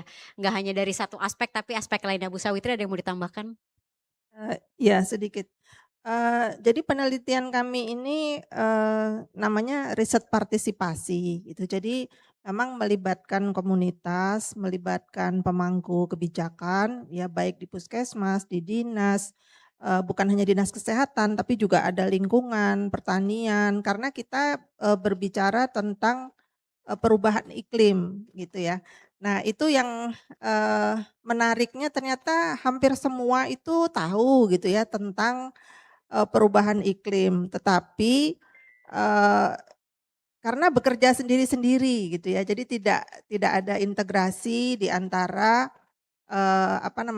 baik dinas, komunitas, dan tidak ada integrasi atau sepemahaman gitu, sehingga ya masih upayanya itu masih sektoral seperti itu gitu. Bahkan dari masyarakat pun tahu dia, oh ini perubahan iklim gitu, tetapi terus gimana? Nah itu yang oh ternyata seperti itu ya, masih sampai di sana pemahamannya. Itu yang saya rasa juga jadinya menambah pemahaman kita juga ya, bahwa ini loh di daerah yang jauh-jauh ternyata masih seperti ini gitu. Ya. Bahkan kadang nggak usah daerah jauh-jauh Bu, masih agak kota-kota aja definisi terkait perubahan iklim, bagaimana cara mengatasinya pun masih berbeda-beda ya. Tidak semuanya juga aware atau misalnya proaktif gitu untuk menghadapi perubahan iklim yang kita hadapi ini. Saya masih punya banyak pertanyaan, tapi mungkin saya mau tanya sama teman-teman di sini, apakah ada yang mau bertanya dulu? Boleh ke Pak Cokrai, Bu Sawitri, atau mau tanya terkait koneksi? Apakah ada yang mau bertanya? Misalnya kayak apa sih sebenarnya kenapa sih harus jadi peneliti? Apa sih dampak yang mau dicapai? Apa sih aspek inklusivitas dari penelitian ini? Mungkin kalau ada yang mau bertanya atau share atau punya burning comments. Adakah?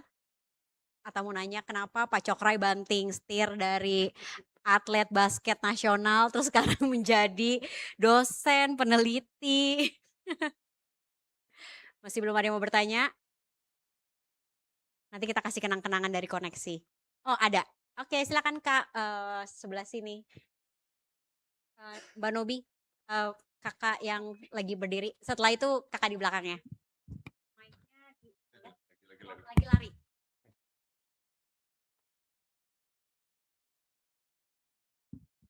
Oke, terima kasih atas kesempatannya. Jadi saya ingin bertanya, pada bulan Mei kemarin kami seprodi melakukan penelitian ke Jogja. Nah, itu pertanyaan saya, kan waktu itu saya menelitinya di Merapi. Nah, ada beberapa masyarakat itu yang tidak mau diwawancarai. Itu termasuk dalam tantangan dalam meneliti kan. Menurut Bapak dan Ibu, gimana sih cara menghadapi tantangan yang ada di lokasi penelitian? Menarik sekali pertanyaannya. Maaf, dengan Kak siapa? Raini. Raini.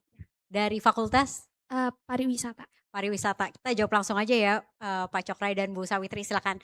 Tantangan dalam memperoleh konsen dari data, iya. Iya, pada prinsipnya melakukan penelitian itu adalah kesukarelaan gitu ya. Jadi setiap subjek yang berpartisipasi di dalam penelitian memang harus sukarela gitu. Kalau dia tidak mau, ya tidak boleh dipaksa. Gitu ya. Jadi itu sebabnya dari peneliti perlu untuk memikirkan sebelumnya gitu. Barangkali karena mungkin jadi asing gitu ya. Jadi mungkin perlu ada yang kenal dari sana ya, orang lokal misalnya ya, untuk diajak misalnya ikut, sehingga penerimaan dari masyarakat itu akan lebih baik gitu. Ya, dan juga memang perlu memperhatikan sikon ya, di Merapi tadi apakah sedang dalam situasi yang mungkin ada sedang meletus atau bagaimana, itu memang perlu juga dipikirkan di awal gitu ya. Mungkin dari Ya, Pak Cok ya. jadi Ibu Dr. Sawitri menyebutkan orang lokal penting sekali. Dan kemudian kita penting juga paham budaya. Ini sebenarnya saya berkaca kebetulan orang tua juga salah satu peneliti. Orang tua peneliti waktu itu udah guru besar, profesor datang ke masyarakat. Baik, saya profesor dari ini segala macam dari universitas. Datang ke kampung, semuanya balik badan, nggak ada yang ngeliatin. Ya. Apa hubungannya profesor gitu ya? Mereka nggak bisa relate ya. Tetapi kalau dibilang saya datang dari Puri ataupun kalau di Jogja dari keraton ataupun suami saya dari keraton, suami saya dari Puri, semua orang duduk lutut. Ya. Kemudian juga pada saat mulai menyampaikan, kalau pakai bahasa Indonesia semua juga pura-pura nggak ngeliat aja. Tetapi kalau bisa bahasa lokal, makanya tadi Dr. Sawitri menyampaikan orang lokal atau budaya lokal. Nah kalau itu bisa dipegang, kita bisa berbahasanya, khususnya kalau di Bali, kita bisa berbahasa Bali halus ya namanya, itu orang akan respect banget, mereka akan duduk, mereka akan berpartisipasi dalam bisa. Ya tapi kuncinya seperti yang disampaikan Dr. Sawitri, orang lokal. Terima kasih, ini menarik sekali ya. Jadi sama seperti di Koneksi, karena kami selalu encourage terkait inklusivitas, beberapa hal yang sering berdiskusi dengan mitra adalah menempatkan mereka itu sebagai subjek bukan objek ya, Bu Sawitri dan Pak Cokra ya. Sepertinya dan saran tadi terkait kenalan dulu, ngobrol dulu dengan mungkin tetua kah, kepala desa kah, pokoknya orang lokal yang memang dihormati ya di areanya. Seperti itu, jadi memang perlu melakukan pendekatan ya, tidak mungkin ya langsung datang gujuk-gujuk gitu, langsung saya mau kirim sulit ya. Mungkin itu apakah cukup menjawab? Terima kasih.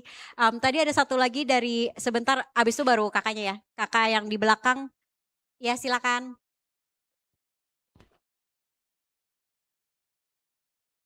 Oh ya, setelah itu ke emasnya. Disebutkan nama dari fakultas. Pertanyaannya untuk siapa?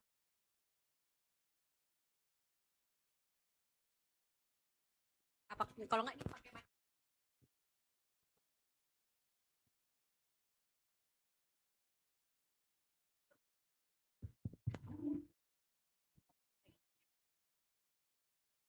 Cek. Oke, perkenalkan, nama saya Karina, asal saya dari daerah timur dan fakultas saya dari Fakultas Pariwisata. Nah, pertanyaan saya mungkin lebih spesifik ke Bapak dan Ibu, tapi ini lebih ke mental health mahasiswa. Mungkin kalau dari tadi kita bahas soal mental health tentang orang tua, mungkin saya akan membahas tentang bertanya soal pertanyaan mental health mahasiswa. Nah, seperti yang kita tahu, kalau saat ini semakin banyak anak muda yang menghadapi tantangan kesehatan mental seperti stres, kecemasan, dan burnout. Nah, namun stigma dan rasa takut sebagai mahasiswa itu masih membuat banyak mahasiswa enggan untuk mencari bantuan. Nah, pertanyaan saya untuk Bapak dan Ibu, langkah konkret apa yang paling efektif untuk menciptakan lingkungan pendidikan yang lebih suportif sehingga mahasiswa itu berani untuk speak up tentang kesehatan mental dan mencari perlindungan. Terima kasih. Iya, sebenarnya harus dari dua arah ya, harus dari dua arah kalau masalah kesehatan mental gitu. Kalau kami di Fakultas Kedokteran itu sudah menyediakan layanan gitu ya, layanan konseling seperti itu, sehingga mahasiswa bisa mengakses itu. Kemudian yang kedua ada dosen PA. Ya, dosen PA itu kan sebenarnya tempat pembimbing akademik ya, tempatnya curhat sebenarnya bukan hanya dalam hal akademik ya, tapi juga bisa membantu ya setidaknya mengarahkan gitu ya apa yang harus apa harus dilakukan gitu ya. Jadi memang adik-adik mahasiswa penting ya kalau ada gini untuk berkeluh kesah ya kepada dosen PA-nya. Nah kemudian kalau dari sistem, dari lingkungan gitu, sebenarnya ini kalau dari suprastruktur artinya dari universitas atau dari ini sebenarnya itu sudah ada kayak semacam sosialisasi, aturan dan sebagainya ya yang tujuannya adalah untuk membuat mahasiswa itu menjadi lebih nyaman. Tetapi kadang-kadang kasus itu kan munculnya juga di antara mahasiswa. Jadi saya rasa mungkin di mahasiswa sendiri itu juga harus terbentuk satu lingkungan yang yang saling support gitu ya, saling mendukung. Jadi kalau ada mahasiswa yang satu bikin survei, yang lain bantu dong misalnya menyebarkan, menjawab dan gitu, jangan dicuekin misalnya kayak begitu. Ya mungkin itu beberapa ya karena pertanyaannya agak luas gitu. Jadi secara sistem sebenarnya sudah ada, tetapi ini harus dari dua pihak. Pihak yang pertama adalah mahasiswa dan pihak yang kedua adalah yang di luar dari mahasiswa. Saya rasa mungkin itu ya.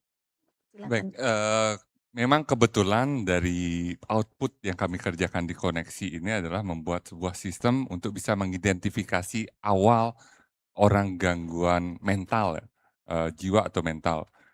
Termnya mungkin berbeda ya, balik lagi ngomongin term. Tapi pengertiannya adalah untuk mengakses kita, itu kita sudah membuat sebuah sistem untuk ngecek. Karena sering sekali orang yang menderita gangguan mental itu nggak tahu. Orang yang ketawa-ketawa belum tentu dia benar-benar ketawa, tetapi dia punya masalah. Sehingga seperti yang disampaikan tadi, begitu dilakukan cross check, sekitar ada 20 pertanyaan yang sudah kita buat bekerja sama dengan orang dari psikiater. Pertanyaan-pertanyaan ini hasilnya begini, begitu pertanyaan ini dijawab begini, dia dibilang stres apa segala macam, itu termnya mereka yang saya nggak mengerti, saya hanya dari sisi teknologinya. Nah itu yang sudah kami buat yang bisa dipergunakan untuk indikasi awal ya terkait dengan gangguan mental. Yang kedua adalah adik-adik ini, ya ini berdasarkan pengalaman saya nih kebanyakan main sosial media sih. Ya, saya balik lagi, adik-adik ya, semakin banyak membuka sosial media, semakin merasa tidak beruntung. Semakin tertekanlah kita ini. Jadi cek aja berapa kali ngecek sosial media, berapa kali ngecek status, yang ada enak sekali teman gua nih, kerjaannya makan-makan mulu, enak sekali dia kerjaannya jalan-jalan mulu, dan segala macam. Ya, semakin sering buka, semakin stres kita. Saya dalam kurun 4 tahun melaksanakan PhD tersebut, nggak buka sosial media. Itu udah ada risetnya ya. Ini bukan saya yang ngomongin, itu risetnya udah ada. Ya, terkait hal tersebut. Jadi 4 tahun nggak buka Facebook, nggak buka Instagram, dah mati aja dulu. Sampai selesai, udah selesai, boleh dong promosi nih sekarang. Wah, saya sudah selesai segala macam. Adanya yang lain yang lihat yang stres. Itu kan bukan urusan saya. Tapi intinya adalah untuk mengurangi itu, coba kurangin bersosial media. Malah ada penelitian melihat membandingkan sosial media dan main game. Main game yang lebih baik. Karena main game men-trigger, saya nggak tahu, ini karena saya lihat penelitiannya, main game itu men-trigger otak kita berpikir, sedangkan sosial media kita hanya ngeliatin ataupun passive user. Passive user itu semakin kita tertekan. Dan satu lagi ya, teman-teman semuanya, apapun yang Anda klik, seandainya kita ngomongin tentang kondisi orang bunuh diri, sekali itu kita klik, algoritma yang jalan, besoknya muncul di sosial media teman-teman tuh itu aja muncul. Jadi semakin terpuruklah kita, semakin beratlah mental kita. Jadi mohon hati-hati juga dalam bersosial media karena algoritma balik lagi. Ini kami yang kerjaannya membuat seperti itu juga mengantisipasi ya teman-teman untuk dalam bersosial media lebih bijak lagi. Ya. Terima kasih Pak Cokray, menarik. Saya jadi mau share singkat aja pengalaman pribadi. Saya sama kayak Pak Cokray. Jadi waktu saya awal mula tahu saya hamil, saya masih main sosial media. Terus pas sudah sebulanan tuh saya ngeliat algoritma saya semua tentang kehamilan, baik yang baik, spektrum ya dari baik biasa aja sampai yang buruk. Terus saya tutup akhirnya sosial media saya nggak main sosial media sampai anak saya udah umur 4 bulan lah. Baru saya buka lagi sosial media. Karena saya merasa yang bisa melindungi saya itu saya sendiri. Karena kita nggak bisa ya maksa orang untuk yang jangan ngepost lah cerita bahagia kalian terkait kehamilan yang menyenangkan atau kehamilan yang buruk. Itu sosial media orang ya, kita nggak bisa mengontrol. Jadi seperti kata pesan Pak Cokray, yang bisa mengontrol diri kita adalah diri kita sendiri. Dan mungkin kalau relate sama Bu Laksmi tadi pagi ya, terkait apa sih buku yang menarik, kata-kata beliau terkait the mountain issue itu benar. Karena memang hambatan terbesar kita adalah diri kita sendiri ya. Yang biasanya membuat kita semakin terpuruk tadi kalau Pak Cokray ya diri kita sendiri. Thank you banget Pak Cokray sharingnya. Mungkin satu lagi ya sebelum kita masuk ke next session. Ya udah 2 deh karena udah dijanjiin dua-duanya. Tapi singkat-singkat ya. Boleh Mas yang ini dulu? Atau sebelah sana dulu, sebelah sana dulu. Silahkan.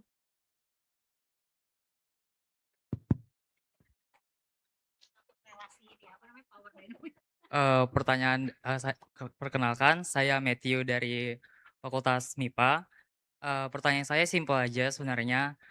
Kayak secara general kan kita tahu kalau mengenai koneksi ini kan umumnya kayak mengenai research dan penelitian gitu.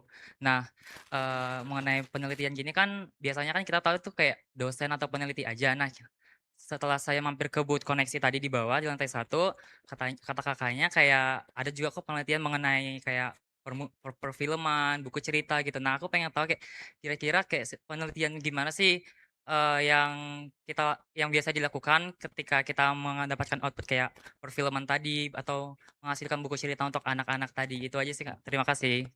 Terima kasih Kak Matthew pertanyaannya. Mungkin saya jawab singkat, nanti tolong dibantu ya Bu Sawitri dan Pak Cokra ya. Jadi kalau di koneksi itu yang kami lihat itu kan adalah dampak ya. Jadi kalau kadang-kadang bahasa kerennya adalah outcome versus output. Yang kami lihat itu outcomes-nya dulu. Sebenarnya dari penelitian ini apa sih outcomes yang mau dicapai, lalu outputnya berbentuk apa. Nah di koneksi buat kami riset itu tidak harus berakhir di jurnal publikasi. Kalau punya jurnal publikasi, that's great, that's part of the research gitu ya. Tapi kita tidak mewajibkan misalnya di akhir research harus punya publikasi 1, 2, 3 di kuartil 1, 2 gitu, itu nggak kami wajibkan. Jadi kami melihat semua dalam memberikan dampak itu bisa apa aja. Lagi tergantung sebenarnya user yang mau dituju itu siapa. Jadi kalau ada salah satu riset kami, output akhirnya adalah berupa film karena memang dia ingin menaikkan awareness kepada para komunitas dan menurut para penelitinya jika berbentuk film itu lebih bisa diterima oleh komunitas karena biasanya publik nih, misalnya kita nih publik ya, nggak mungkin dong tiba-tiba siang bolong gitu ya baca policy brief, buka-buka jurnal publikasi gitu kan jarang ya, mungkin ada sih tapi kan jarang. Nah jadi periset itu bisa mengidentifikasi sendiri sebenarnya untuk user A seperti apa sih output yang baik supaya bisa diterima, supaya bisa berdampak. Untuk user B seperti apa. Mungkin kalau di riset Bu Sawitri dan Pak Cokray pasti ada modifikasi lain ya. Kalau boleh di-share, silakan. Ya, saya mungkin mengomentari ya supaya tidak ruwet ya. Adik kan dari MIPA ya.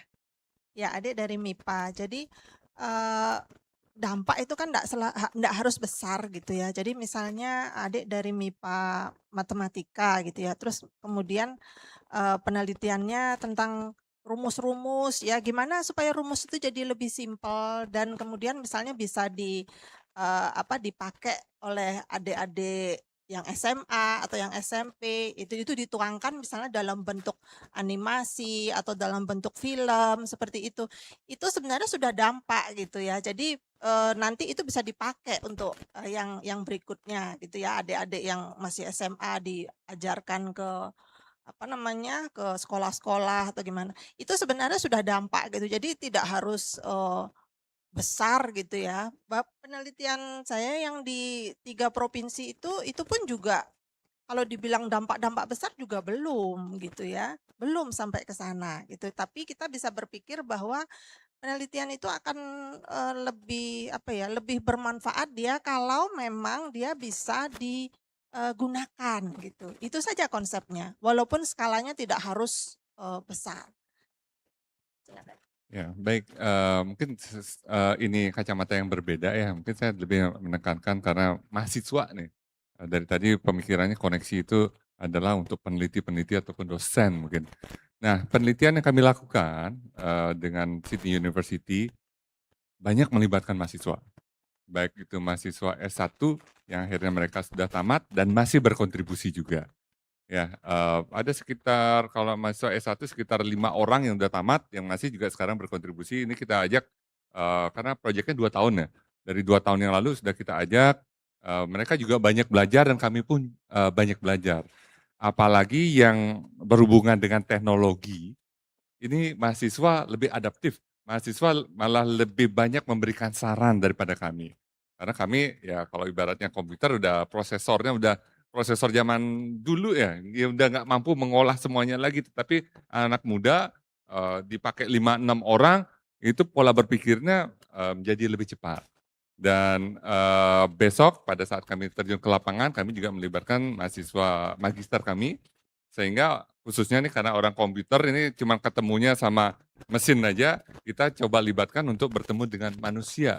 Karena balik lagi, apa yang dibuat khususnya dalam domain komputer, domain IT, ujung-ujungnya yang mempergunakan adalah manusia. Itu sih kira-kira dampaknya apa? Dampaknya nggak hanya untuk ke masyarakat, tapi untuk diri sendiri juga. Ada ya pembelajaran, pengalaman, itu yang penting ya. Pengalaman dalam artian ikut in the shoulder of giant ya. Seperti halnya kalau saya waktu melaksanakan S3, apakah berdampak besar buat negara? Mungkin enggak ya, nah karena itu namanya pembelajaran melakukan riset. Orang S3 aja pembelajaran, ya apalagi yang S1. Dan itu sih yang bisa saya sampaikan. Terima kasih. Terima kasih. Satu pertanyaan terakhir, silakan Mas.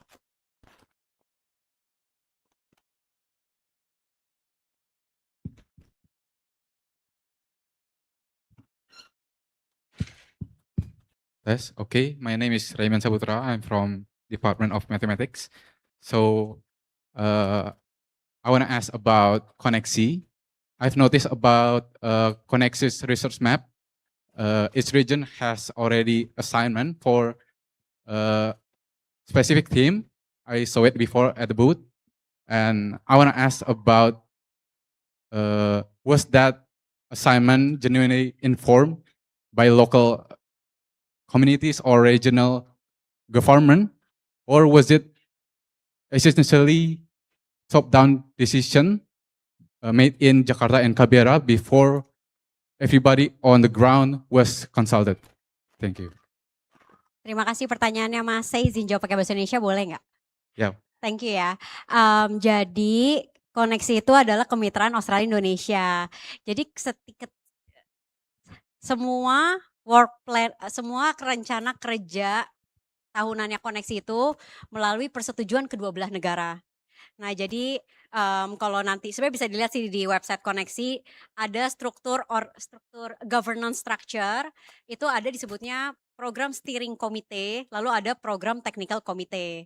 Itu adalah 2 level yang harus menyetujui semua kerangka kerja koneksi. Tadi kalau kita lihat di paparan, koneksi itu kan di bawah pemerintah Australianya di FED, di bawah Kementerian Indonesia 3 kementerian. Jadi apapun yang koneksi lakukan, approval-nya dari 3+1. Jadi lumayan lapisannya. Nah, setiap pertemuan, jadi kalau steering committee itu bertemunya setahun 2 kali. PTC setahun 3 kali, kalau saya nggak salah ya. Atau PSC mungkin setahun sekali. Tapi basically dalam setiap pertemuan, tema-tema buat collaborative research grant seperti tadi hibah ya, kayak yang diterima oleh Bu Sawitri dan juga Pak Cokra itu melalui diskusi prioritas kedua belah negara. Jadi semua tema collaborative grants koneksi itu tidak ditentukan oleh satu pihak. Contoh nih misalnya, kalau Bu Sawitri itu ada dari ronde pertama, environment and climate change. Jadi memang Itu adalah pilot kami, jadi di awal sekali persetujuannya. Tapi kalau Pak Cokra itu dari digital transformation temanya, itu melalui banyak diskusi. Jadi pembentukan konsep note itu, draft konsep note itu adalah misalnya kayak objektifnya apa, tujuannya, outcomes-nya, output yang harus dicapai, itu approval-nya sampai 3 kementerian plus 1 Australia. Selalu seperti itu. Lalu kalau tadi sempat lihat map, di koneksi kami punya 2 joint call. Joint call itu adalah ketika grants ini joint funding dengan pemerintah Indonesia. Kami punya dua, satu dengan BRIN, satu dengan Kemdikti Saintek.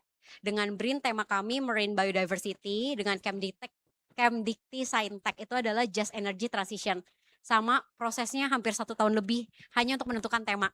Jadi tema ini tidak ditentukan top down, misalnya kayak koneksi maunya A atau BRIN maunya B, Kemdikti maunya C, DFET maunya D, enggak. Itu adalah rangkaian diskusi sampai akhirnya menentukan, karena semuanya harus sesuai prioritas nasionalnya Australia dan Indonesia. Jadi tidak hanya untuk satu pihak. Karena buat koneksi, kemitraan itu harus equal. Jadi tadi ya kalau lagi mampir nanti ke booth koneksi nanti bisa dilihat 3 unik aspek koneksi, partnership, inklusivitas, dan impact, dampak gitu. Mungkin kalau cukup menjawab atau perlu informasi lain? Tapi please stay connected to koneksi, karena koneksi itu kami sebenarnya punya banyak kegiatan seperti ini yang saling ngobrol santai dengan para mitra, dengan teman-teman koneksi lainnya. Kayak tadi ya kita juga punya informasi magang atau mau bergabung dengan jejaring koneksi. Please do so, nanti kita bisa sambil ngobrol lebih lanjut lagi. Terima kasih atas pertanyaannya. Mungkin karena terkait waktu ya, satu aja pertanyaan terakhir buat Pak Cokrai dan Bu Sawitri. Tadi kan teman-teman kita di sini banyak mahasiswa ya, terutama masih di tingkat-tingkat awal ya sepertinya ya. Tapi tadi kayaknya ada yang baru lulus, jadi lumayan nih. Kalau misalnya mereka bilang pengen deh kenalan lebih lanjut, pengen terlibat deh riset-risetnya Bu Sawitri atau Pak Cokrai. Nggak harus risetnya koneksi, tapi kan pasti banyak riset lain ya. Gimana sih tips and triknya supaya mereka punya akses nih, misalnya tertarik dengan riset tertentu? Ya, kalau saya mungkin jawabannya santai aja ya. Hubungi aja dosennya, karena kalau kalian masih mahasiswa kan pasti dosennya ya siapa yang mengajar mata kuliah A gitu. Pasti ekspertisnya di sana. Pasti dia punya beberapa riset tentang itu. Gitu ya. Itu yang pertama. Terus kemudian yang kedua, kan sering ada hibah-hibah riset itu ya untuk tingkat universitas itu. Jadi kalau kalian punya ide gitu, cari dosennya, sampaikan idenya, saya ingin sebenarnya penelitian tentang ini kira-kira visible enggak? Itu. Nanti bisa kerjasama dengan dosennya untuk mendapatkan grant penelitian. Jadi mulai dari yang kecil-kecil aja dulu. Gitu. Kalau di saya sering memang ajak mahasiswa di tempat saya, jadi ada yang berminat, ini saya sedang penelitian ini, ada yang berminat, itu sering kami tawarkan seperti itu. Gitu. Jadi yang penting tuh jangan malu nanya gitu ya, jangan malu nanya. Dosen itu tidak seserem yang kalian bayangkan gitu ya. Jadi saya biasa kok ngechat di WA sama mahasiswa, janjian mau bimbingan, janjian mau diskusi tentang apa gitu. Saya pikir juga pasti Pak Cok juga biasa seperti itu gitu. Jadi tidak seseram yang kalian bayangkan. Gitu. Ya, mungkin itu dari saya. Oke, kalau dari saya malah beberapa riset saya memang dihasilkan bersama mahasiswa, mantan mahasiswa sih bisa saya sebutkan. Seperti halnya kalau teman-teman pernah dengar ada keyboard dengan aksara Bali. Ya, keyboard pertama di Indonesia itu orang bisa ngetik aksara Bali pakai keyboard, muncul di komputer, patennya sudah ada dan sudah didistribusikan ke seluruh sekolah-sekolah yang ada di Bali. Itu kami hasilkan bersama mantan mahasiswa. Jadi waktu dulu bikin pertama mereka masih mahasiswa, terus mereka sekarang sudah selesai dari mahasiswa dan akhirnya namanya muncul. Dan seperti yang sampaikan Bu Sawitri, Dr. Sawitri mungkin tadi tidak harus ketemunya di formal banget.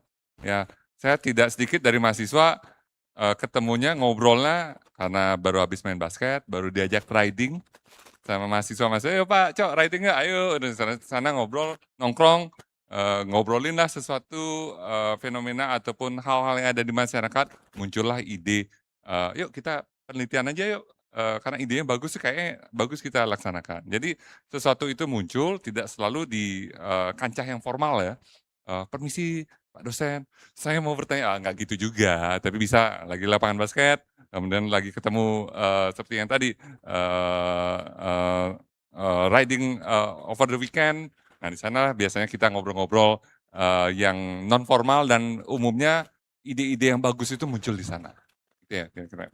Terima kasih ya, menarik sekali, benar. Jadi semua tuh nggak harus dimulai dari Pak dosen, Bu dosen. Ya mulai dari situ ya sapa dulu ya, jangan tiba-tiba langsung riset yuk, enggak ya. Tapi sapa dulu, tapi bisa diskusinya tuh nggak perlu terlalu menakutkan gitu ya. Sebenarnya kadang-kadang ide-ide liar kita sebutnya ya. Ide-ide liar itu justru bisa punya dampaknya lebih besar kadang-kadang, karena ide liar itu biasanya lebih menarik, lebih kritis.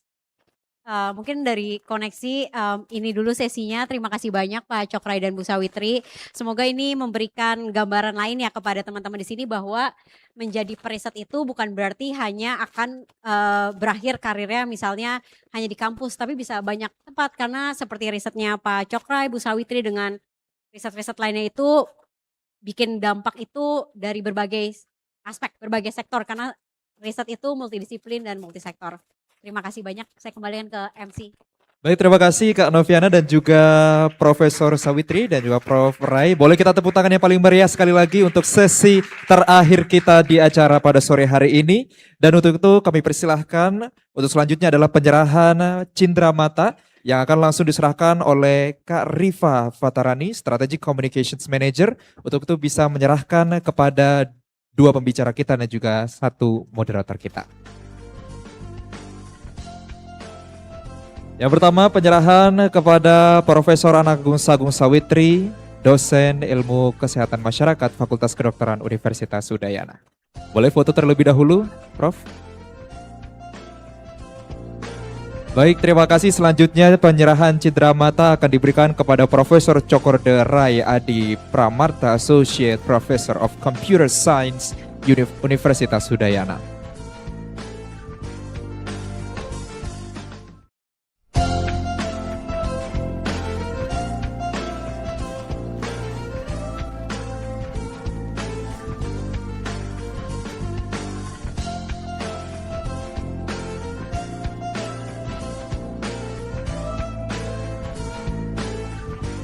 Dan selanjutnya penyerahan cindera mata kepada perwakilan dari Inovasi, Kak Fadila Trifani.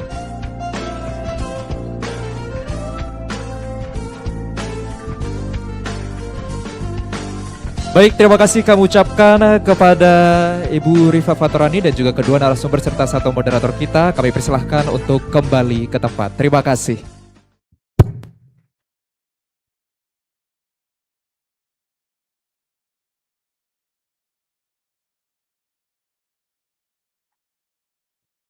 Baik, mohon izin sebelum kita menutup rangkaian acara kita pada sore hari ini, kami persilahkan kepada Anda seluruh hadirin untuk bisa berdiri. Kita akan melangsungkan sesi foto bersama dengan pembicara kita pada sore hari ini di sesi kedua. Untuk itu kami persilahkan kembali untuk Anda seluruh hadirin bisa untuk berdiri dan menghadap kamera. Dan kami persilakan kepada Anda yang berada di belakang untuk merapat ke depan terlebih dahulu supaya bisa lebih terisi dan juga bisa lebih ramai. Kita mendekat ke arah depan, yang di belakang boleh kita maju ke depan supaya kita kelihatan semaraknya acara kita pada sore hari ini. Untuk itu kami persilahkan bisa dipercepat untuk langkahnya juga. Teman-teman semua di sini boleh maju ke depan, kita merapat untuk melaksanakan sesi foto bersama.